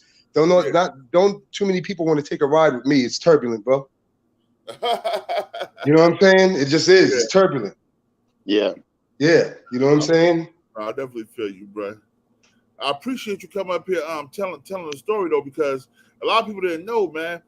A lot of people didn't understand. Like with me, I understood a lot because I've been in the industry, I'm bodyguard for a lot of artists in the industry. So I used to see a lot of stuff.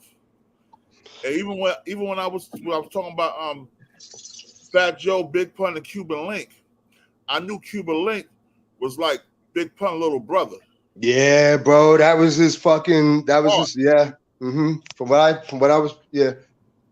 And Remy Ma, what disappointed me in her, she didn't even show up to the Big Pun Memorial thing. They did.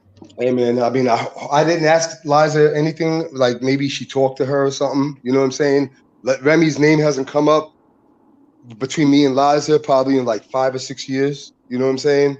So like, I don't know if they're talking or have you. I guess I doubt it because she probably would have told me, but it's not guaranteed. Maybe they're talking. But like I said, you know, I could have. You know, I'm a big fan of Remy Ma. I think between like her and Rod Digger, like those are like my 2 favorite female rappers. Rod Digger, Jersey, the building. Yeah, I mean, Rod Digger knows me too because she signed the Jelly Bean. Right. So had all them, huh? I got my lawyer working on that now, or you know, whatever. You know what I'm saying? So I mean, like I said, I could have been dominated the situation on her or whatever. If I wanted to, it's just it's up to me. Put it this way, I know losing cases. I just don't take those. You know what I'm saying? Like, why would I sit much? Why would I just? I could see it. Like, oh no, that's not going to win. You know what I'm saying? Like, but I could see the winners too. Like, but you know, they're artists and they might have more money than me and all that stuff. But they're artists. They don't know the interior.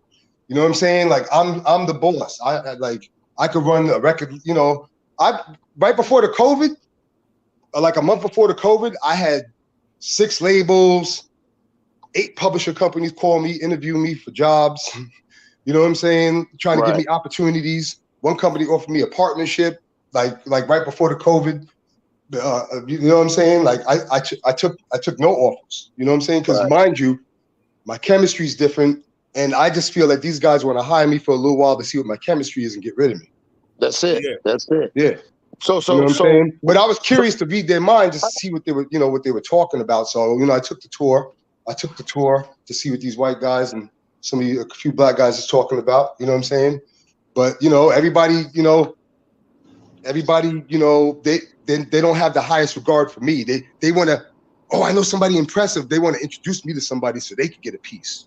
Right. So you know, my question to you is, when you start hearing artists like a Tory Lanez or them jump out there, or Lil Uzi Vert get out there and make a public rant about they're not getting paid, what are they really saying? Break that part. Yeah. Once again, I got to see their structure. But once again, they might be under a cross-collateralized contract where one project, you know, recouped off of another. And if the other project's unrecouped, and then you're not getting paid off the other album either. You know what I'm saying? So gotcha. that could be it. Or once again, like I told you, he might be signed to a production company that's responsible for getting the statements, and then they might not be cutting his statement to him. You know what I'm saying? There's a whole nother responsibility to that. It's like, hold on 1 second. You just can't get your homie to run the company. You know what I'm saying? Fat Joe told on my nigga Macho from Jersey. He told on Macho from Bloomfield. That's who he supposed to have told on. I see the paperwork, so that's who he told on. Facts. All right. Yeah, I see the paperwork, bro. When I was looking at that paperwork, you know what? I wasn't feeling Fat Joe after I found out what he did to Big Pun, wife and kids.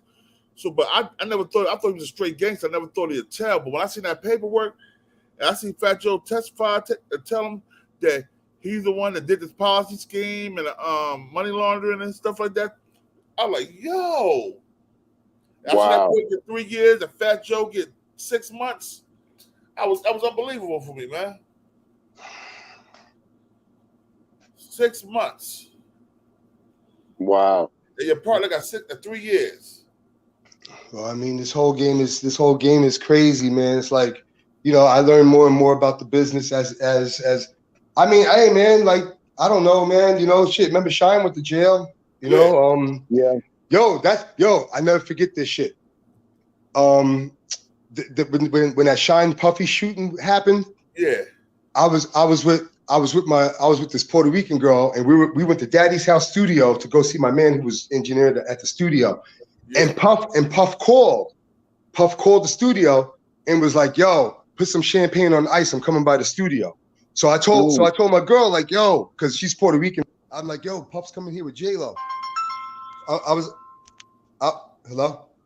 Yeah, man. Hello? Yeah, man. Yeah, we here. Okay. We here. Yeah, I was telling my people, like, yo, Puff's coming here with J-Lo. You want to meet J-Lo? Blah, blah, blah. We can hang for a second. And then we waited, and they never showed up. I went home, and I woke up in the morning to the news playing on my TV, and I heard the shooting like half out my ear. I thought he was dead. You know what I'm saying? Like, yo, that shit was crazy. Like, he was supposed to see us at the studio. Wow. Well, that's crazy. Yeah, no, never made it. You know what I'm saying? Obviously, we know what happened.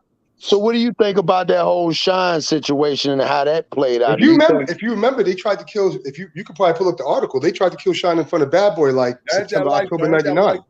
Yeah, I remember that. 109 people in the building hit that like button. That's crazy. So even when Shine, I think they might have shot the girl he was with, or she got cut from the glass or something. Oh, yeah, I remember. Yeah, there's a whole big article on it. It was like September '99. Some, you know, I guess he sounded too much like Big. Yeah. Oh yeah, but they were trying to say Junior Mafia was coming at him trying to gun him down too. Over that. Allegedly. Yeah, somebody. That's crazy. Yeah. Junior Mafia was on his ass when he signed with Bad Boy. Yeah, yo, I remember that one cat C Gutty used to be in the studio. Yo, bro, he wouldn't move. He wouldn't move 5 feet without his gun. Damn. Yeah, it's just like, yo, I remember being at the studio hanging out and shit, and like he had the gun in his jacket, and he's like on the other side of the room, and he'd be like, oh no. He'd go in his jacket and go get the gun and shit. Like I gotta keep this on me. I was just like, okay. Like we're in the studio, ain't nothing going on in here right now. Like we're in the studio with Bink. Like he's good people. Like is something gonna happen that we don't know about? Right. And I think, and I used to be selling weed, pounds of weed and shit. Gutter tried to set me up and rob me for some weed and shit. And that's the one time Mario Winans like came up to me. He's like, yo, like, don't come by with that weed tomorrow. He's going to rob you. I was just like, all right. He told you straight, don't come by here with that shit. He going to get your ass. Yeah, because I pop up to Daddy's house, 15 pounds of weed in the backpack, shit like that. Right. You know, just hanging out. Like, oh, I'm just passing through. You know what I'm saying? Yeah. Yeah, and they knew that. You know what I'm saying? So like, you know. Hold up, Mr. Executioner. My man Macho, he got the paperwork, but he's still on federal probation, so he can't show that paperwork right now, because that give him a violation. So question with you, did you know Will Smith that good or? I never met Will Smith in my life. It's just, and I don't think Sugarhill has either. You know what I'm saying? It's just I don't have to meet you to take your account. I mean, shit, it's better that way, ain't it? Damn, that's gangster. How you do that? That's what I'm saying. My nigga giving a nigga game. I'm like, what? I mean, it's kind of like okay, you guys make a record, right? Yeah. And let's just say you guys is 50-50 on the copyright publishing end, what have you, right? Right. You guys blow up out Elizabeth. And fucking now the record is playing in fucking Australia, Germany, Africa. Motherfuckers is popping. It's on. Right. All right. You still gotta, I mean, all right, you're doing shows everywhere and shit like that. See, now it's starting to pick up. Now you're starting to get before it was 25 on the fucking street.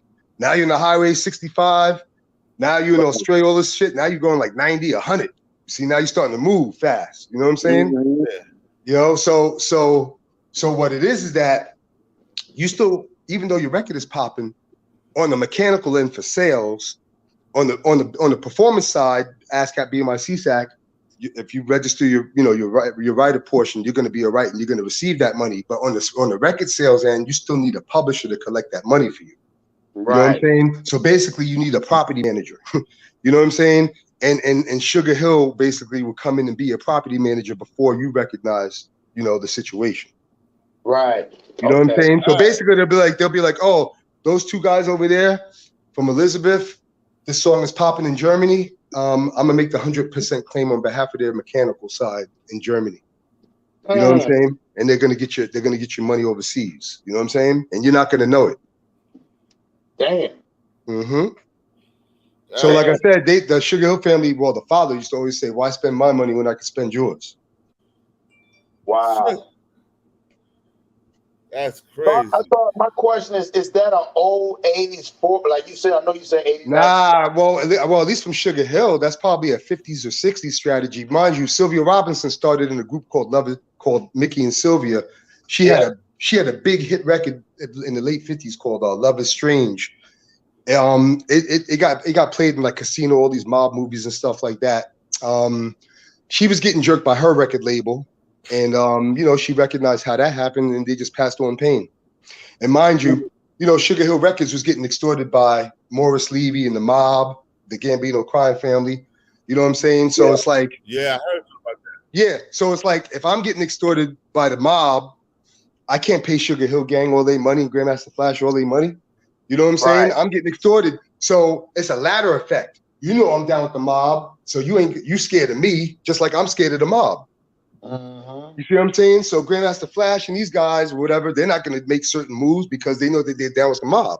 So they just taking L's all day. Damn. You know what I'm saying? So then Sugarhill had to come up with a scheme so they could put their own money in their pockets because they're getting extorted by these Italian niggas. You know what I'm saying?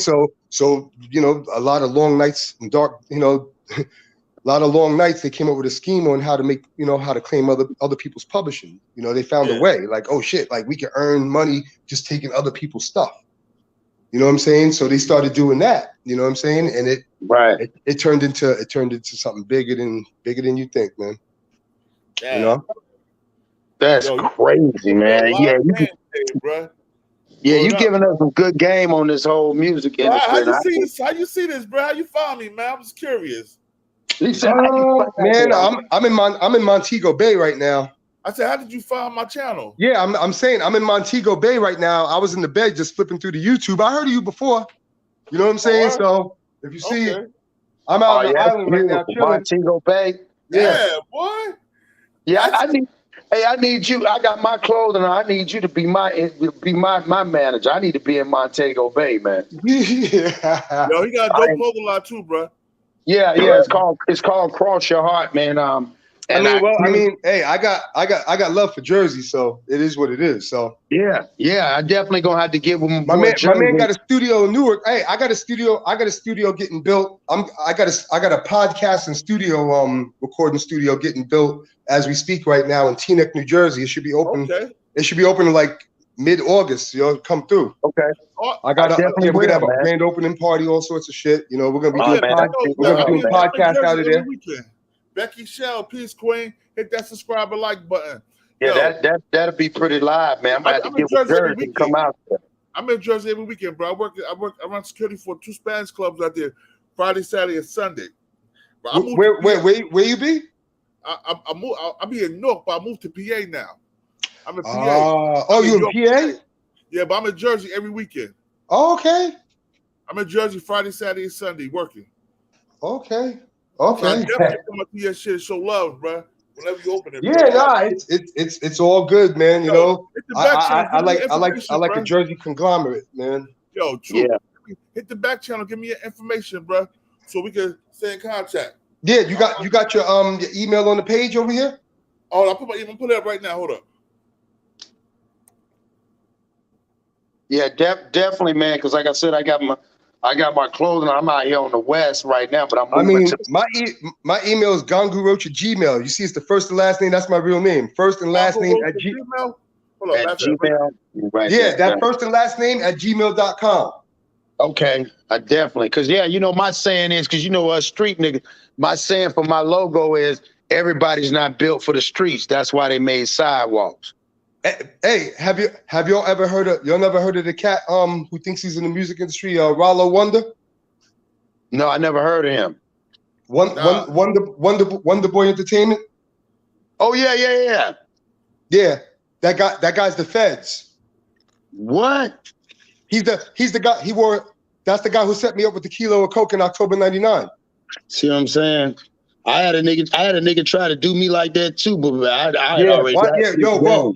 I believe he's currently working. Just watch out for him. And anybody can sue me for what I'm saying. I take fully responsibility for anything. Gongu Roach is what I'm saying. Not this channel.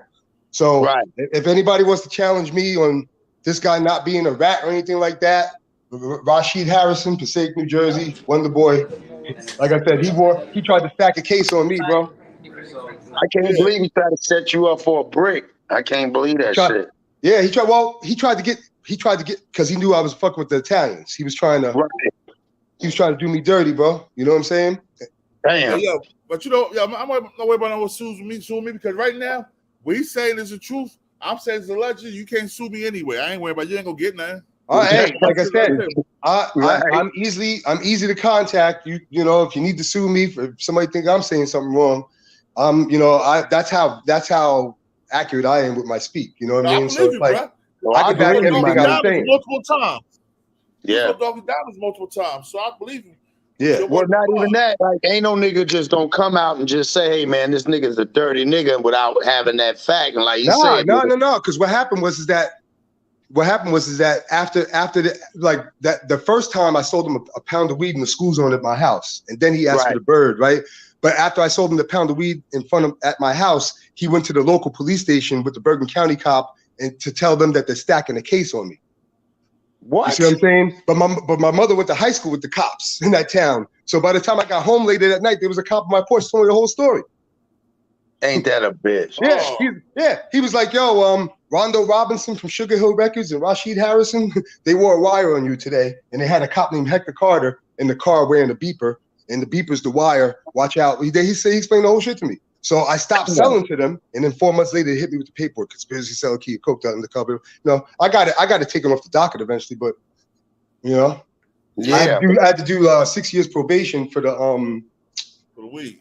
Yeah, for the weed.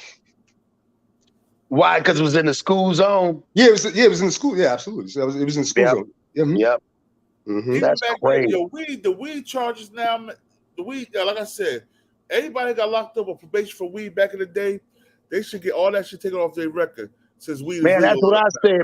Man, back in 05, I got caught trapping with weed, man, up in Kentucky. But I realized one thing, me being from the East Coast, that Commonwealth shit, that's why I stay out of Commonwealth. Them motherfuckers cold-blooded in Commonwealth, yo. Anywhere else, yo, bro, my man had to do time. My man had to do time in Kentucky and Ohio. He got caught with a brick on the train. Oh, man. See, I got hit up right there in Bowling Green, going past the Corvette Museum, and they told me you was DWB driving while black. And I knew it. Yo, Congo, hold me down 1 second, Congo. Hold me down. I gotta run to the other room. Hold me down real quick. Go ahead. Do your thing. Y'all finish it.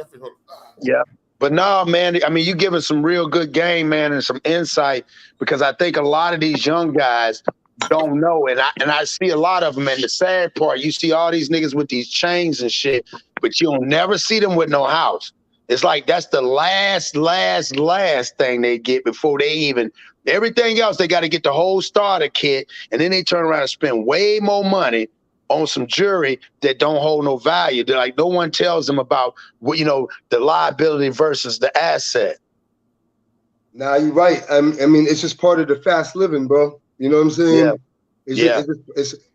I seen a producer get $1.5 million around 98. Mind you, $1.5 million is a little bit more than what $1.5 million is now in Yeah, it's probably 2022. at least 4.5 or 5. Yeah, something. Yeah, I seen the guy spend it in 5 months and then come back to the big boy like, I need more money. Motherfuckers like, I ain't giving you more. I gave you, like, get out of there. 5 months.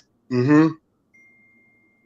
Damn, bro. Yeah, I mean, just the fast life, you know, fucking girls, bottles. It goes faster than you think. Your man's wearing $100,000 chinchilla. You got to get one too, or whatever the price is. Yeah, like, you know, I mean, both you taking losses trying to compete. Right. You know, and a lot of times you 100,000 there trying to chase a millionaire lifestyle. So my question to you is, so when okay, say for instance you was gonna have an artist, right, and you already know, like let's say the Sugarhill situation, when they get an artist and they say, okay, sign, I got a manager for you, so because that manager works for him, and then the person that gets the house for you works for them, so all the money stays in their circle while you owe all of them. Yeah, that's how. Yeah. Okay. Yeah, I mean that's how Sugarhill would do it back in the day. They would point all of that under their roof. You know what I'm saying? Gotcha. Chances are your manager was either going to be a yes man that they knew that they could play with, or that he was going to be part of the family where he's really locked in to play you. Right. You know what I'm saying? Right. That's just how, you know, that's just how Sugarhill was, man. I mean, yeah, it's a great story for TV content if they were going to really tell the truth about it. Yeah. But I think it's just a little too embarrassing. Mind you, I don't know if you ever heard of Scoochie. You ever hear of Scoochie? No. Scoochie. Yeah. He was one of the Sugarhill sons. He was my age. I know. Well, that's the other one. That's the other one that came to the house to water wire me. It was Rollo and Scoochie. But to make a long story short, I caught Scoochie stealing over $1 million from DMX and maybe a couple $100,000 from like AZ from the firm. And I had him in a dual deposition, and he ran out the office and pretty much, you know, went to the hospital and you know, died a couple of days later. Like, you know, some people man, yeah. I mean, you could look at the articles. I had him in court for stealing Irv Gotti and Ja Rule's money.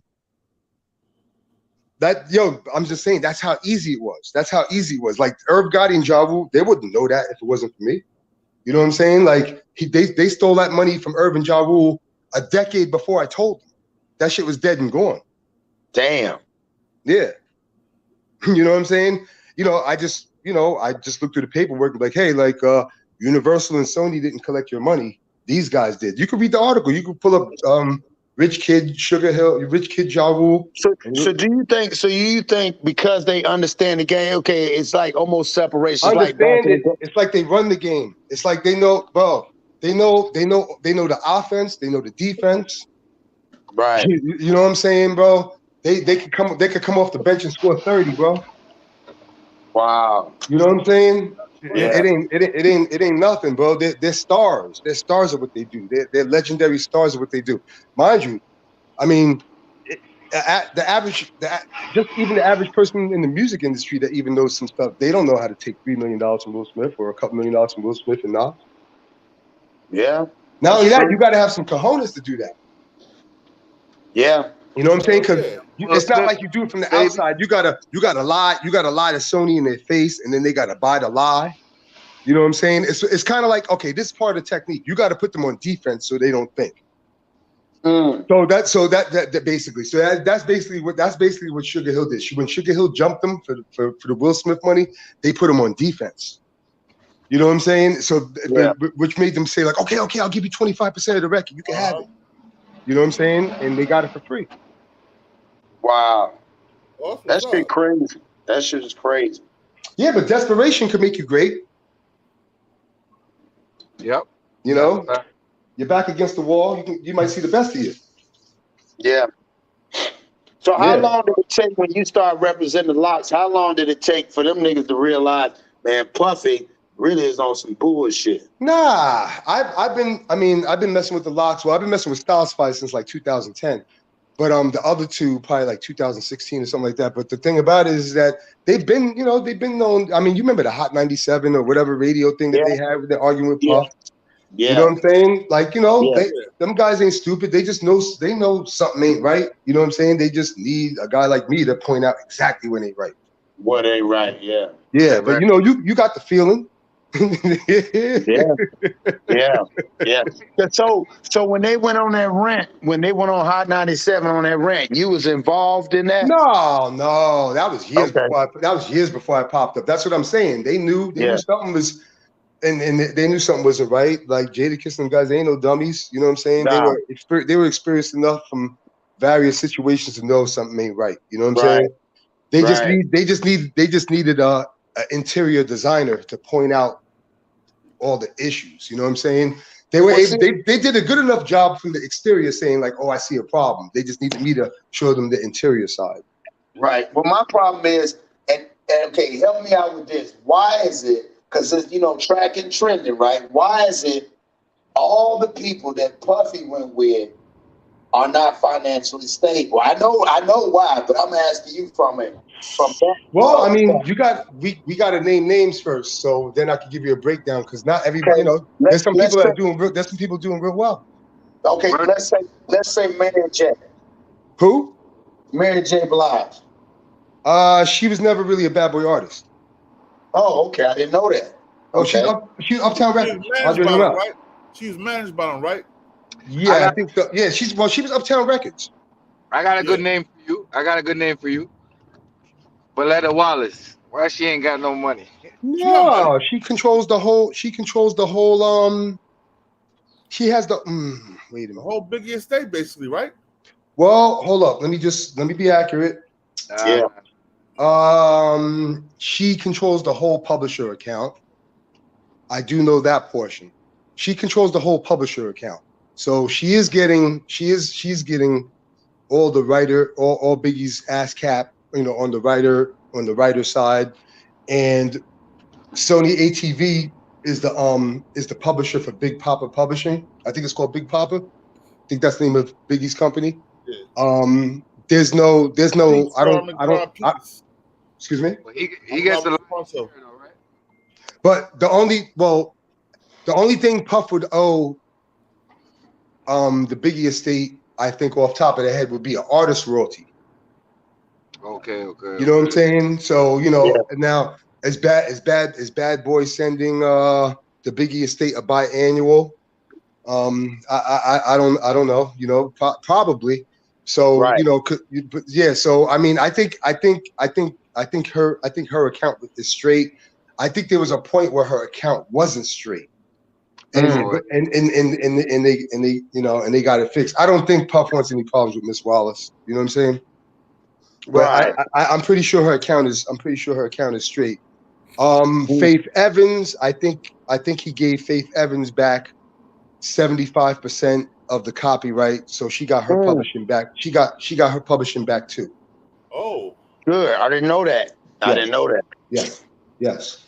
Now, I mean, the G Deps, the Black Robs. Yeah, that was pretty unfortunate. And then here's the thing about what got me mad about the Black Rob thing.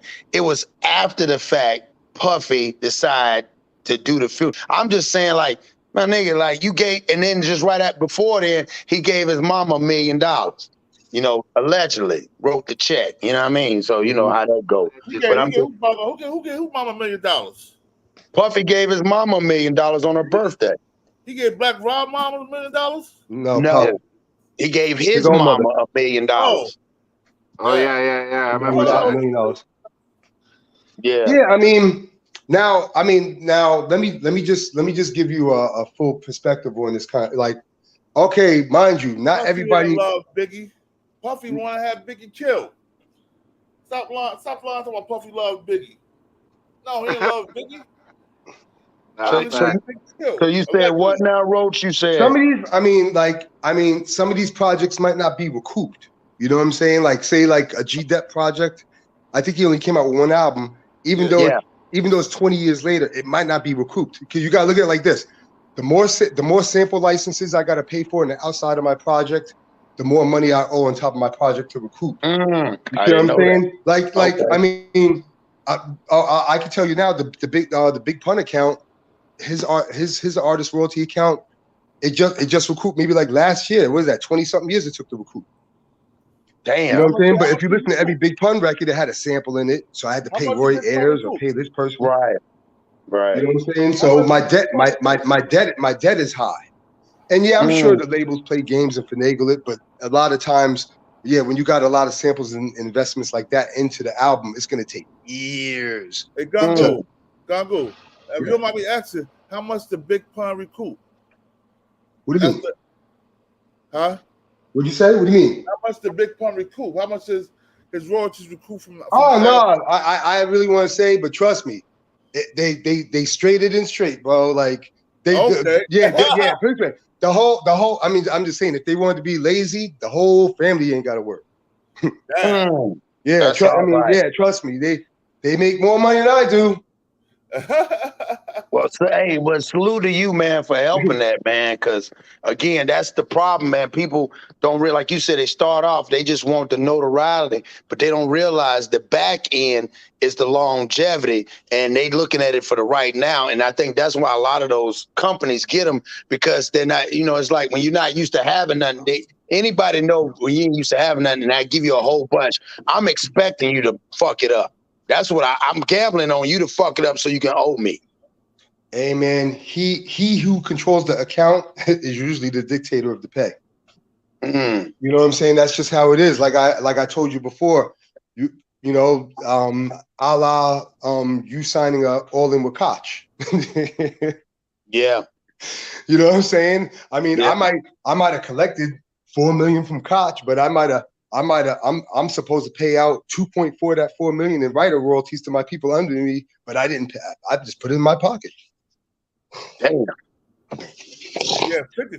So Not from that vitamin water too. So a lot of these guys got more money in their pocket than they're supposed to, because they didn't do the right thing and pay their co-writers properly. Right. And I get calls from best friends, all sorts of famous people. I haven't been paid since '97, since the second album. Look, if you look, I'm the executive producer. So and so's lying to me. You know what I'm saying? Then sometimes they'll get scared, like, hey, you want to make a move on your man? Oh man, like, I just broke down to you. He owes you probably like $2 million. Oh, like, you don't want to get your toes wet? All right. Yo, let me say something. Call me when you're ready. Dongo, let me ask you a question. From out of all the major groups, 50 Cent seemed like he was the only one that made his artists rich. Yeah, right. Yeah. Well, 50 Cent also. Yeah. Yeah. But mind you, he was able to. It was foolproof. He was able to establish such big accounts. It put so much money in people's pockets. His tours were worth more money. You being on this tour, you getting more money than the average person. My records are bigger, so your royalty account's bigger. You know what I'm saying? Like the whole grand scheme of it was foolproof. You know what I'm saying? There was how you gonna fuck up all this money? It was just so much money coming. Whether you Lord Banks, Yayo, if 50 Cent's getting $250 a show or something, you're getting $125. Like, damn, like, well, you really can't fuck this. You really can't fuck this money up. There's so much money. Only one that fucked it up was Young Buck. Yeah. And he kept the budget from the Outlaws when he signed the Outlaws to Sony. Right. Who did 50 there? Nah, Young Buck. Young Buck? Yeah, Young Buck had a deal with Sony and he signed the Outlaws and he kept their money. Oh, Young Buck that's now Outlaws? Yeah, this is years ago. I'm talking about Young Buck that down with G Unit, Young Buck. Yeah. I'm pretty sure he signed the Outlaws to Sony and played with their money or something like that. Oh, well, I didn't know he was signed to Sony because 50 had all rights on him. No. But his label situation, you were able to go and do your own. I forgot what the name of Buck's label was. He had a situation with Sony for a second. Oh, okay. Yeah. What did he call himself? Damn, it was something. Somethingville. Cashville Records. Yeah. Cashville So I think Outlaws might have been signed to that. Oh wow. Yeah. Why would Outlaws sign to him? Well, they could have signed to 50. I don't know if 50 might not have been checking him, or maybe he gave Buck a opportunity. Yeah, go do that. Yeah. You know, but like I said, sometimes these guys aren't. sometimes these guys aren't equipped, man. This is corporate business, man. A lot of these cats come off the street. A lot of these guys weren't you know, kilo holders. A lot of these guys were just corner boys, you know. Yeah. You know, and that's their highest ability. You know what I'm saying? You want to make real one of these, shit. you want to put a chess, a pawn piece in the king's position. You know, we're gonna fall real quick. Yeah. So do you think that was the reason why, and speaking and piggybacking off that of them was corner store and that used the same, that's what made me think about the whole 6ix9ine thing. How could niggas say that they repping a set and they down for it and allow somebody to come in there to infiltrate them off of money? That just let me know that was just a whole bunch of broke niggas. You just said it, man. The money put the blind emotion in there. You know, that put blinders to the truth. You know what I'm saying? But that's what I'm saying. That's what separate, like you just said, real niggas because real niggas, we get money. So ain't no money gonna move us knowing our principles and our character. All right. Well, I mean, obviously they don't really have a principle and character. It just goes by their emotion. You know what I'm saying? You know, and if their crew feels the same way and they're gonna eat, then that's good enough for them. Yeah. You know what I'm saying? Yeah, like bro, I could have did a whole bunch of things in life over money. You know what I'm saying? You know, I don't know. You know what I'm saying? But like I said, that's why it's kind of crosses on why it's not like I don't like the rappers, but a lot of these guys just agitate me because they got so much arrogance and know so little. Right. What kills me is how the hell a lot of them have so much arrogance, but they don't even write their own shit. I mean, money. They just, you know, it's just money. They just once they got a stack, they just feel that they're greater than you. Like I'm the chosen one. You know what I'm saying? They just think they're ordained. You know, and I mean, half of these guys are delusional. You know what I'm saying? So they really think that it's their talent that is getting them to get all these people and all this money when they don't realize it's a damn big ass machine pushing them. Hey, bro, it's yo, this game is so, I mean, I don't understand why they don't have like a pre-course. You know, like everybody should go through like a pre-course of the industry. Like of a do's and don'ts. You know what I'm saying? Leor and Kevin Lyles, they're just gonna let YSL invest money in the streets. You know what I'm saying? Like, okay, I can understand you wanting to move some shit, you know what I'm saying? But damn, bro, if you already made $30-40 million, you know what I'm saying? What the fuck you guys stick your neck out for? Right. You know what I'm saying? My thing is this is the thing, and you know how this goes after everything, because I used to work when I did nuclear work, okay, and doing quality. When you do everything, at the end, there's always one person that gives the green light. My thing, if YSL was able to do that, why is the big dogs ain't on there saying, you guys sign the release? You can't, the artists don't sign to release the music. It's the company that releases. So I don't understand how, because they had to. I mean, but once again, I really don't. I don't understand. I'm thinking, I'm thinking that somebody should be creative enough. I mean, I think there's a lawyer out there to be creative enough that they might be able to sue 300 Entertainment also. Yeah. Yes. You know what I'm saying? I mean, bro, we're talking about 40-year veterans, people. Kevin Lyle's been in the business 35 years or what have you. You know what I'm saying? Now, if you look, I seen a picture of like Kevin Lyles or like Leo Cohen with Young Thug throwing up the blood sign, throwing up the sex sign. I saw that. Right. I'm just saying, like, you can't play dumb to a certain point when you're because Kevin Lyle's guys like that, they're the orchestrator of all of this. Like they're the highest chess piece under there. So these are your kids playing on the chessboard under it. It's kind of like you're responsible for all of this because you're perpetuating it. You know what I'm saying? And then the lyrics are matching the records that you release.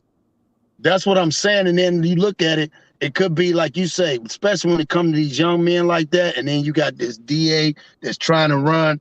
It's almost like it's an alley-oop for it. It's like they did it, and it's an alley-oop.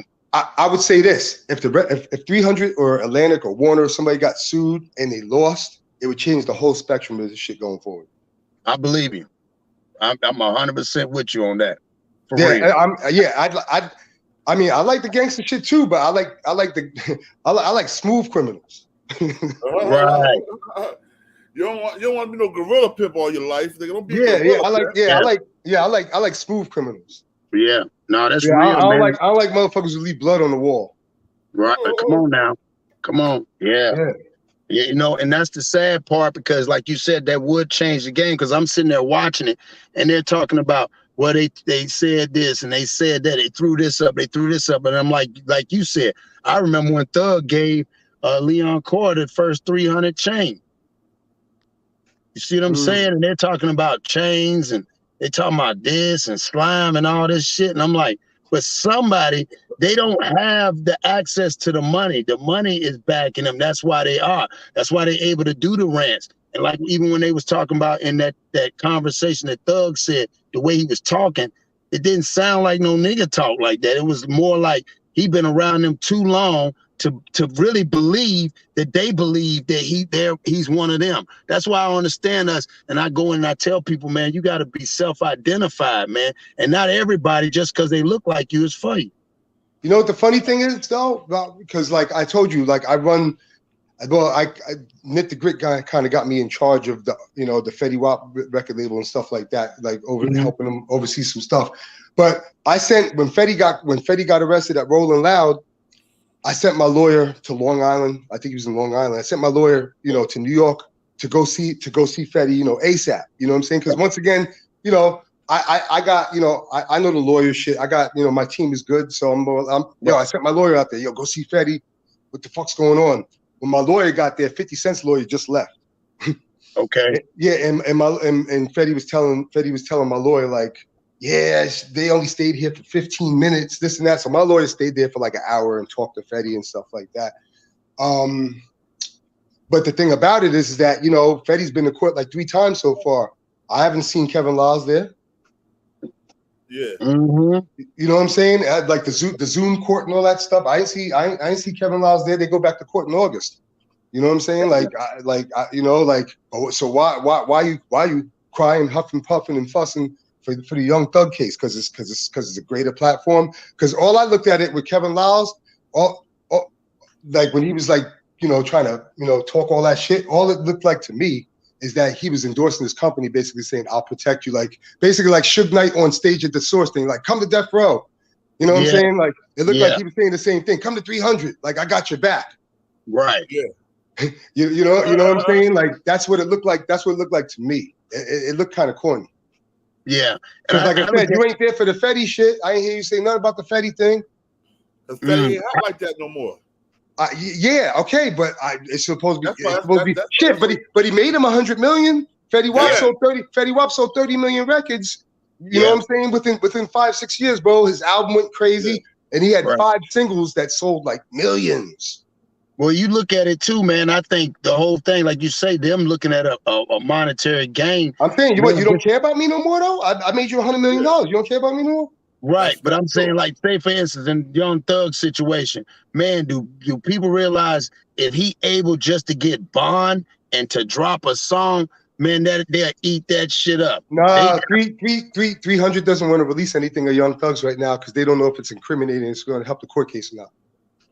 See, that's what I'm saying. They go back to the songs that they're releasing. Why would they? That's what I'm saying. Well, no. Well, you see, all of a sudden 300. See, all of a sudden 300. See, all of a sudden 300 knows that they're in a box. If they do release these new songs, they might get caught up in a lawsuit because now it's like we know that you know. Yeah, that's what I'm saying. That shit crazy. So I think 300's playing strategical too because they don't want to get caught up in court. Yeah. Because I'm looking at it from a legal, if you're telling me that it's like you giving me the money, I make the songs, but then I got to, because you giving me the money, I got to give it back to you. You're going to sit down and listen to it. And then you and amongst the other people I don't know is going to say, it's a go. Right. So who is those people that said it's a go? Right. Yeah. Yeah, I mean, and like I said, I think they know more than what people think. Yeah, there's so much monetary gain on it, they just let it rock. Like this street, like just think about like these drill songs, these new, like all these drill rappers getting signed now. You know they're purposely talking about an op on another block. You already know this. Yeah. Right. So right. Yeah. So you're gonna release that record? See, that's what I'm saying. Go ahead. I'm sorry. Go ahead, Ken. That's great. You're right, though. You're right. Yeah, I'm just blown away by that because that's the logic where I'm not understanding, because at the end of the day, if they're the ones that do it, and I'd look at it like this, and then you know how it is. He's Thug's in a vulnerable state, and Gunna's in a vulnerable state. So all they can do is listen to where the money coming from. So imagine somebody saying, "Don't worry about it, don't worry about it," but then they're off doing their own thing, and they're prolonging it to the point where, hey, maybe it could be they're saying, "Fuck it, let's just." You know, they're going to be in there a year. Fuck it. They got a contract coming up. Let's just keep them in there, burn up the money, and then say, hey, man, we helped you as much as we could, but we can't re-sign you because we don't know what's going on. But then after they get locked up, you turn around and do a compilation release. Yeah. I know an artist that was signed to a major label. They told him, yo, I got $100,000 for you for your next single. Come on through. He was all happy, like, oh, you're gonna give me extra $100,000 for my next single? They gave him $100,000 for his next single, not knowing that that $100,000 was to release him off the label. And they really meant that you could take this $100,000 and go to another label for your next single. Damn, that's cold. Now that's cold. That's what I'm saying. That's why I was asking those questions, because this shit, if you saying there's so many loopholes. Oh God, loopholes all day. Yeah, because I always tell people, when you reading something, I was always taught, look for the gray area. When you read it, look for the gray area if you're really a hustler, because the gray area is always there. You just got to know how to read it. Yeah, find the worst things first. That's right. You ain't got no business walking through looking for the gray area, bro. That's a way out right there, my nigga. It's either black or it's white. Like looking for the gray area, that's just looking for a way out. I feel like that gun in them niggas, like that shit is self-inflicted. We talking about multi-millionaires, right? What is they doing being involved, allegedly accused of 50 murders? Okay, with the type of money that they got. The whole thing was to make it out, my nigga. This shit is self-inflicted. Whatever they're getting off that music is that what came out of their mouth. You understand what I'm saying? It's self-inflicted. Somebody got to learn a lesson. I didn't put them there. You didn't put them there. Cause and effect. You got to grow up, my nigga. I don't give a damn what I did. I'm not going to be on nobody's record rapping about it. Straight up. Yo, they basically spoke about shooting that wife and mother. Facts. So that shit's self-inflicted though. So the pity party should be out the window, because them niggas ain't had no fucking business involved with that shit. Excuse me, Born. That's how I feel about it. Yeah, no, you absolutely right. No pity party, because again, every man is accountable for themselves. What I'm saying is, if everybody's accountable for themselves, like you said, self-inflicted, again, the people that's pushing with the money, it also should be held accountable as too. And like he said, if they are, it changes the game, because they've been doing it for so long.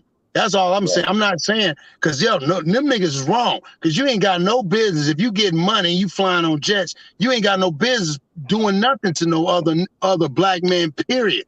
But but that's what I'm saying, is it's the ones that don't look like us is backing it up and saying, okay, go do that. And then because they ain't got the money and they're not smart enough, no, they looking at it, oh man, I just want notoriety. Think about a lot of them people that become, they just want to be famous. They don't want to have wealth. They just want to have notoriety. And a lot of them end up broke at the end, because famous people can't pay bills. You know what I'm saying? Famous people can't. I ain't never known a famous motherfucker to pay a bill. I done seen they went in a restaurant, ate for free, but when they go home, they still ain't got no money. So that's what I'm saying. I seen a famous person cry like a bitch because he had to go to the supermarket. Damn. Yeah, I'm just like, you fucking bitch, man. I gotta go to shop right myself. Like, you fucking. Yeah, nigga, do the human. Yeah, you gotta do something human, man. Damn. Yeah. These guys is crazy, man.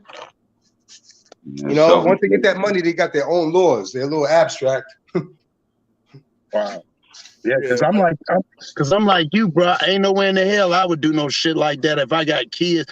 And I'm looking at it because even Cardi B, that one time she was on the video when that WAP came on, her daughter came around. She told her to get out of here. She said, get out of here. You're not supposed to listen to that. And I'm looking at her like, well, damn, you should be saying that to the other kids too. But again, like you said, when you don't know no better, they say when you know better, you do better. And I just think that, like he said, they get once they get in that world, you got all these people around you telling her how great you is. Nobody telling you you fucking up. And they just go 100 miles an hour. And I just don't understand because I'm trying to get the bag. I ain't looking for. And then you heard about what Gunna did, right? Gunna had he had the nurse for the nurse that worked in the jail. Yeah. Bring him in weed, crack cocaine, pills, and cigarettes. Weed. That's gonna happen. Well, that's gonna happen his whole bid. That's gonna happen his whole bid. Because of his status. He got another case. Well, and that it's not going to stop because of his status. It's going to be very easy for him to gain unwanted attention. So that's just the tip. That he probably had babies and everything in that motherfucker. That's just the tip. Right. Nah, you're right. No, you're right. Yeah, they gonna keep his ass in there. They gonna keep his ass in there, dog. Yeah, and see that, and on some real shit, like really, like just being real, like it's sad though if he was trying to get any help, because look what just happened. So he just made the prosecution look like they did something right because they denied his release, and then he turned around and get caught up in this shit. Like it's not a good look for the bro, man. No, man. And then like you said, that's where it comes back.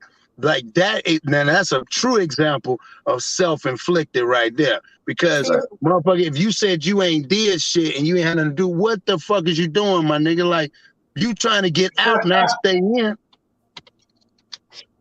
Damn, I ain't know that shit. I did not know that one. Gongu Roach, that's Jersey, but he over there working out. Who that, bro? Gongu. Yeah. He managed the Locks and all them Locks and Big Pun's wife and everything. Well, yeah, I'm their copyright consultant. The copyright consultant. Yeah. See, that's a manager to me. No. That's shout out to Hovain, Rock Nation. Right. You know what I'm saying? So I got a question for you. I like that what you said, copyright consultant. So how to copyright things or how they can like people like just one example, how somebody can protect themselves from that, like me as a business owner, the copyright. It just varies. You know, if for starters on the copyright, you know, if you have a dispute with your writer share, anything like that, you know, by law you got 3 years to arrange it and get it fixed.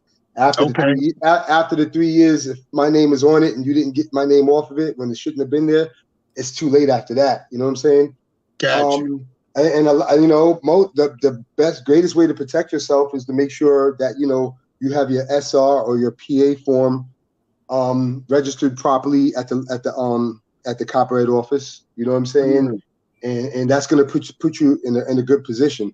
Like, you know, and you got to make sure that the label does it right too. You know what I'm saying? Like, so say if us four did a record, and maybe I'm Irv Gotti, so I'm running the label. You know what I'm saying? And I got to submit these registrations over to Universal, so Universal could put the registrations in Library of Congress, right? Right. Say if I just put my name and Bourne's name on there, I don't put, you know, the other, you know, you guys' name on there. The other, you know what I'm saying? You got to look into that and chase that down quick. You know what I'm saying? Because otherwise, that could be permanent. Right. Okay. You know what I'm saying? So I'm not. I just use Irv as I'm not saying here. No. I'm just saying. Snake too. Irv robbed old girl. What's her name? What's old girl name? Ashante. Robbed Ashante, and he robbed the other boy Lloyd. He was fucking Ashante. That's why. I never heard anything about that. You know, some record labels talking about it. Some record, like if I say like, you know, that Bad Boy, Rockefeller, Murder Inc. I really, you know, most of the time I always heard the bad stories with, you know, with Bad Boy, I mean, I've seen Rockefeller contracts. I'd rather be on Rockefeller than Bad Boy. Okay. Yeah, hands down. Because if you sign the Bad Boy back then, Puff is asking for a piece of your publishing. Rockefeller didn't ask for nobody's publishing. Okay. I didn't know that. Yeah, I didn't know that. Yeah. So when Rock is basically just the again, it's just the machine. It just helps. It's just the distribution facility, basically. No, right? well, no. They were a full-fledged record label. They were in charge of their own promotions or co-promotions and things like that. You know what I'm saying? They didn't just go to Universal for distribution. Okay. They were actually a full-fledged record label. You know what I'm saying? Like I used to go up on Rockefeller on the 29th floor. They had like that. They had like one wing, and Murder Inc. had the other wing, and then all the smaller companies in the 29th floor, like Joe Buttons, In the Paint. It was like In the Paint, Cameron. They had like small little cubicle, like small DMX. They had like small little rooms and stuff like that. What about Choke No Joke? I don't recall him seeing him up there. I mean, I'm sure he was there, but when I used to go to Rockefeller, I was hanging out with Lenny S. Yeah. Yeah. Okay. Yeah. One of his Ramses, one of the like intern cats that used to come around and stuff like that. You know, shout out to Lenny S. But yeah, that's, you know, I was just over there messing around, you know, a guy like that. And yo, it was fun times over there though. I'll tell you that, you know, just running around, being privileged enough to run up in them buildings to hang out. I really didn't have a service. I wasn't doing what I did then. Like I said, I was more moving weed and right. I used to have 500-600 e-pills. I remember. Hey, shout out to the Blue Dolphins. Shout out to the Blue Dolphins. Yo, I remember I was in the hotel. I was in the hotel. No. Yo, bro, I was in the hotel in South Carolina or Georgia. I had like 500 e-pills on me in like the early 2000s, and I had a rap group then that we were opening up for BG, and fucking bro, the cops fucking came in my hotel room, bro, guns out and everything, wanting to go in the safe. What? I could be in jail still. My people had a shootout in the parking lot, and as the cops were harassing me, like wanting to go in the safe, some white guy come out in the hotel room next door, like, oh, they ran down the parking lot that way, and they ran out my room, bro. I was able to go in the fucking. I was able to go in the safe.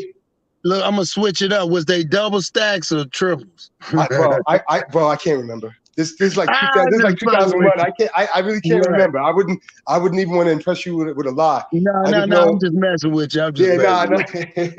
But yeah, bro. I mean, yo, and the funny thing is I was giving the cops. I was walking to the cops to give them the key because I didn't want them to arrest everybody else. I just said, fuck it, I'm gonna go to jail because they were gonna talk about arresting everybody else. And as I was giving them the key, some white guy, some angel popped up out of nowhere, like, oh, they went that way. They just ran out my room. What? Yo, bro, I was 4 seconds from being in jail. 4 seconds later, they would have had the key with the safe. I was walking to them with the key. That's crazy. Never forget that shit, bro. And a white dude came out of nowhere and was white guy came out of nowhere and said they were shooting, they went that way. And he was kind of wrong because half of them were in my room. Right. Wow. Yo, two white boys, they look like fucking college tight ends, bro. Oh, so they probably was in college. Yeah, you know what I'm saying? Yeah. They look like they play, they're like 6'4" each and shit, ready for the bullshit. Guns out. Wow, that's crazy. Yeah, bro. Yeah. So do you think people should go? Is it a good thing for these artists now to go independent now? It just depends on what your know-how is. You know what I'm saying? I mean, are you a lazy rapper that you know? Because if you go independent, you got to work. Yeah. Yeah, so you got to know your mentality. Are you the type to be on the block all day, or are you the type to be on the block for 2 hours and go back in the house? Right. Facts. Yeah, you know what I'm saying? Some cats, I mean, like a Jim Jones, he looks like the type that would be out there all day dirty. Yeah, you know what I'm saying? Like, grimy nigga. Yeah. Yeah, like he looks like the type that's. I mean, the way he's hustling in the rap game looks like he's the type of nigga be out there all night. Yeah. Yeah, you know what I'm saying? Like I'm getting all this money. That's how he finds his material. Dirty shirt 3 days. I'm getting all this money. You're getting all this money. Yeah. So I mean, it's an individual personality. If you ain't if you ain't ready to hustle, then you better just deal with the major and try to get the best situation you can with them. You know what I'm saying? So you think NBA handling this money pretty good? The way they talking about his streams on YouTube and how this motherfucker said fuck Apple and all that. Winning. That nigga's winning, yo. Well, yeah, I mean, I'm not friends with the stream. I'm not friends with the whole streaming thing. Anyway, you know, I'm sure. Oh, fuck. I think NBA young boy's killing it right now. Plus, he got Floyd in his corner. Yeah, that young boy getting to that bag right now, bro. Yeah. That young boy making it to that bag right now, bro. Yeah. That's and he doing it his way. Yeah. Yep.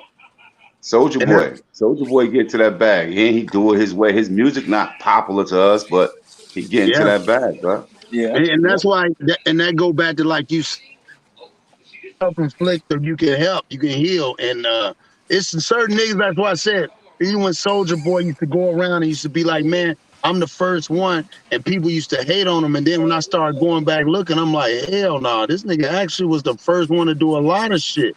But they don't give him his props because, again, it's that machine that's got them in their ear hating, talking about, yeah, well, he ain't really bigger than you. When at the same time, he learned how to do it out the mud. That's why I respect people with their grinds like that. That's why I said, you know. That's a fact. Plus, you got that business mind too. Came up with that console. Yeah, right. How old is that boy, young boy? Said the young boy dude is young boy's like 22. Yeah, he's like 23 something. Oh yeah, shout out to that young boy. Salute to him, bro. That nigga 23 doing that. He's doing it his way, bro. Got to beat these cases, yo. His homeboys. Yeah, I think he did. I think he did. His homeboys took the rap for the guns. That's how you do it. Real gangsters. Shit, that's what I'm saying. Yeah. The homeboy took the rap for him. Yeah. Homeboys took the rap. Oh, he a good friend. He the type that he'll have another one of his friends take another charge for him about another 3 months. He a real good friend. He gonna put somebody else in this fucked up situation, huh? Yeah, you're right. Your friends locked up. So he gonna have another good friend down the road. Yeah, well, that's what happened to Biggie. Remember Biggie was in to get that gun charge. And his homeboy said, nah. Tony Yayo said he took the gun charge because he already had gun charges pending. Yeah, exactly. So, and the feds will charge you. The feds, when they charge you, don't charge you with multiple guns. They only exactly. Yep. Exactly. Yep. Real nigga shit. Like, it ain't like the state. The state, they give you a gun, you get full court with 5 guns, you will probably get charged with 5 guns. Yep. The feds, you get caught with 5 guns, they only gonna charge you with 1. I know in certain places they charge you for the bullets too. They'll charge you for. It depends. And if you alter the gun, they'll charge you for alter the gun. They'll charge you for the fucking silencer and shit like that. Yeah, so a defaced firearm, if you take the serial number off, a silencer, those depends on how they catch you with it, though. I think. Say it again. I say it depends on how they catch you with it. Like if they catch you on walking around with it on you and shit, it might be a different charge than if they catch it in a house tucked away somewhere, you know. Yeah. So, all right, y'all. But check this out, y'all. I've been up here for 2.5 hours. I gotta take my ass to bed. I got work at 6 o'clock. Already, man. You know I gotta get on the grind too, man. Salute to y'all brothers in here, man. I love the energy in here, man. Salute to your chat too, man. I appreciate you. You already know. Hit me offline so we can chop it up some more. Oh, we're definitely gonna chop it up, bro. I told you already know. I need some of them. Hold on. I need some of them. What's it called? What I'm saying. I need the shirts and the sweatpants, bro. Yeah. Oh, I got some basketball jersey shorts. So I got you. I got some. They ain't even hit the website yet. So you already know. I got you.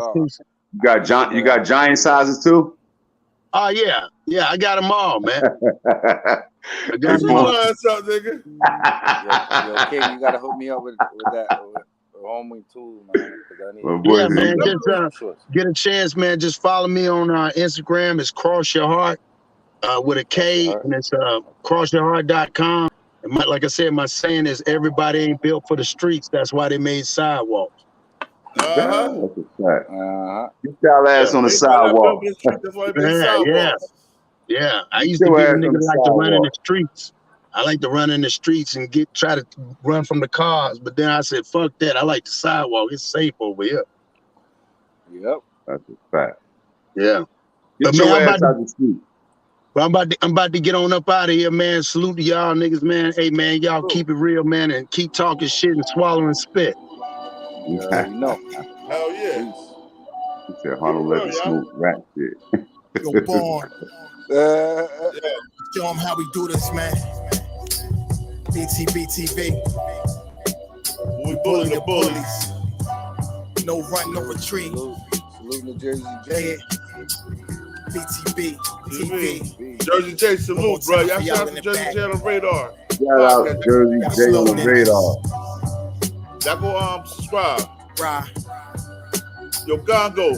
I make you on the back John Gotti flow, rap Pablo, Escobar status, rap game Corleone. I can show you how you lay back and watch your pockets grow. Stay away from devious women, end up like Papa Smoke. Y'all wake up every day twitching, like yo, I gotta post. I wake up every day mission. It's $1 million notes, dominoes. Shout out 10 Toes Down. Like Hollow Toes, Broadway, Yo, definitely shout out to 10 Toes Down. I came for everything they said I couldn't have. Got that and then some, and then some. My ones on overload, say y'all overdose. Your rappers in the tight squeeze and that clutch like Cobra rope, the okie doke. Yo, Gongo, we definitely gonna have back on soon, yo. Street, death and horror flow. Projects. You give a live vibe information. Soul, another tale from the street. Homicide the folks who want to play. Good show today. Gun scream, adios. Another tale from the street. Black Mafia. So Don Corleone. That's my boy Chris down, Crystal, New Jersey. Another tale from the street, like an opera show. These kids be acting till they like you. We'll definitely have you back up, bro. Nowadays, your foes will plot you where Malcolm X has 666s. But on his shoulder won the death match, reminiscing when more street ninjas was off the hook, chasing D's up off the block, trying to run and get the force, blood on pavement. He's 12 years old and he tough to play with. He don't go to playgrounds, that's his fiends who want their veins stick. We can't miss, we can hit the target with our hands behind our back, our eyes. Go to this channel on YouTube. Tell from the street, death and horror flow. The projects like a ghost try and haunt your soul. Another tale from the street, homicide the folk who want to play. Them guns scream audio. Another tale from the street, Black Mafia. So Don Corleone mixed with Al Capone. Another tale from the street, like an opera show. These kids be acting till they like movie curtain close. Yeah, BTV. The movement, man. You're born. You're born, let's get him. Peace to the 5% nation of God's enough. Salam alaikum, alhamdulillah, rahmat to Allah. Yo, to the true Muslim brothers and sisters, the King, New Jersey. This is BTV. We bully the bullies. And we in the blood or crib. We doing our own thing. BTV TV that started his own gang like nigga what? Yeah.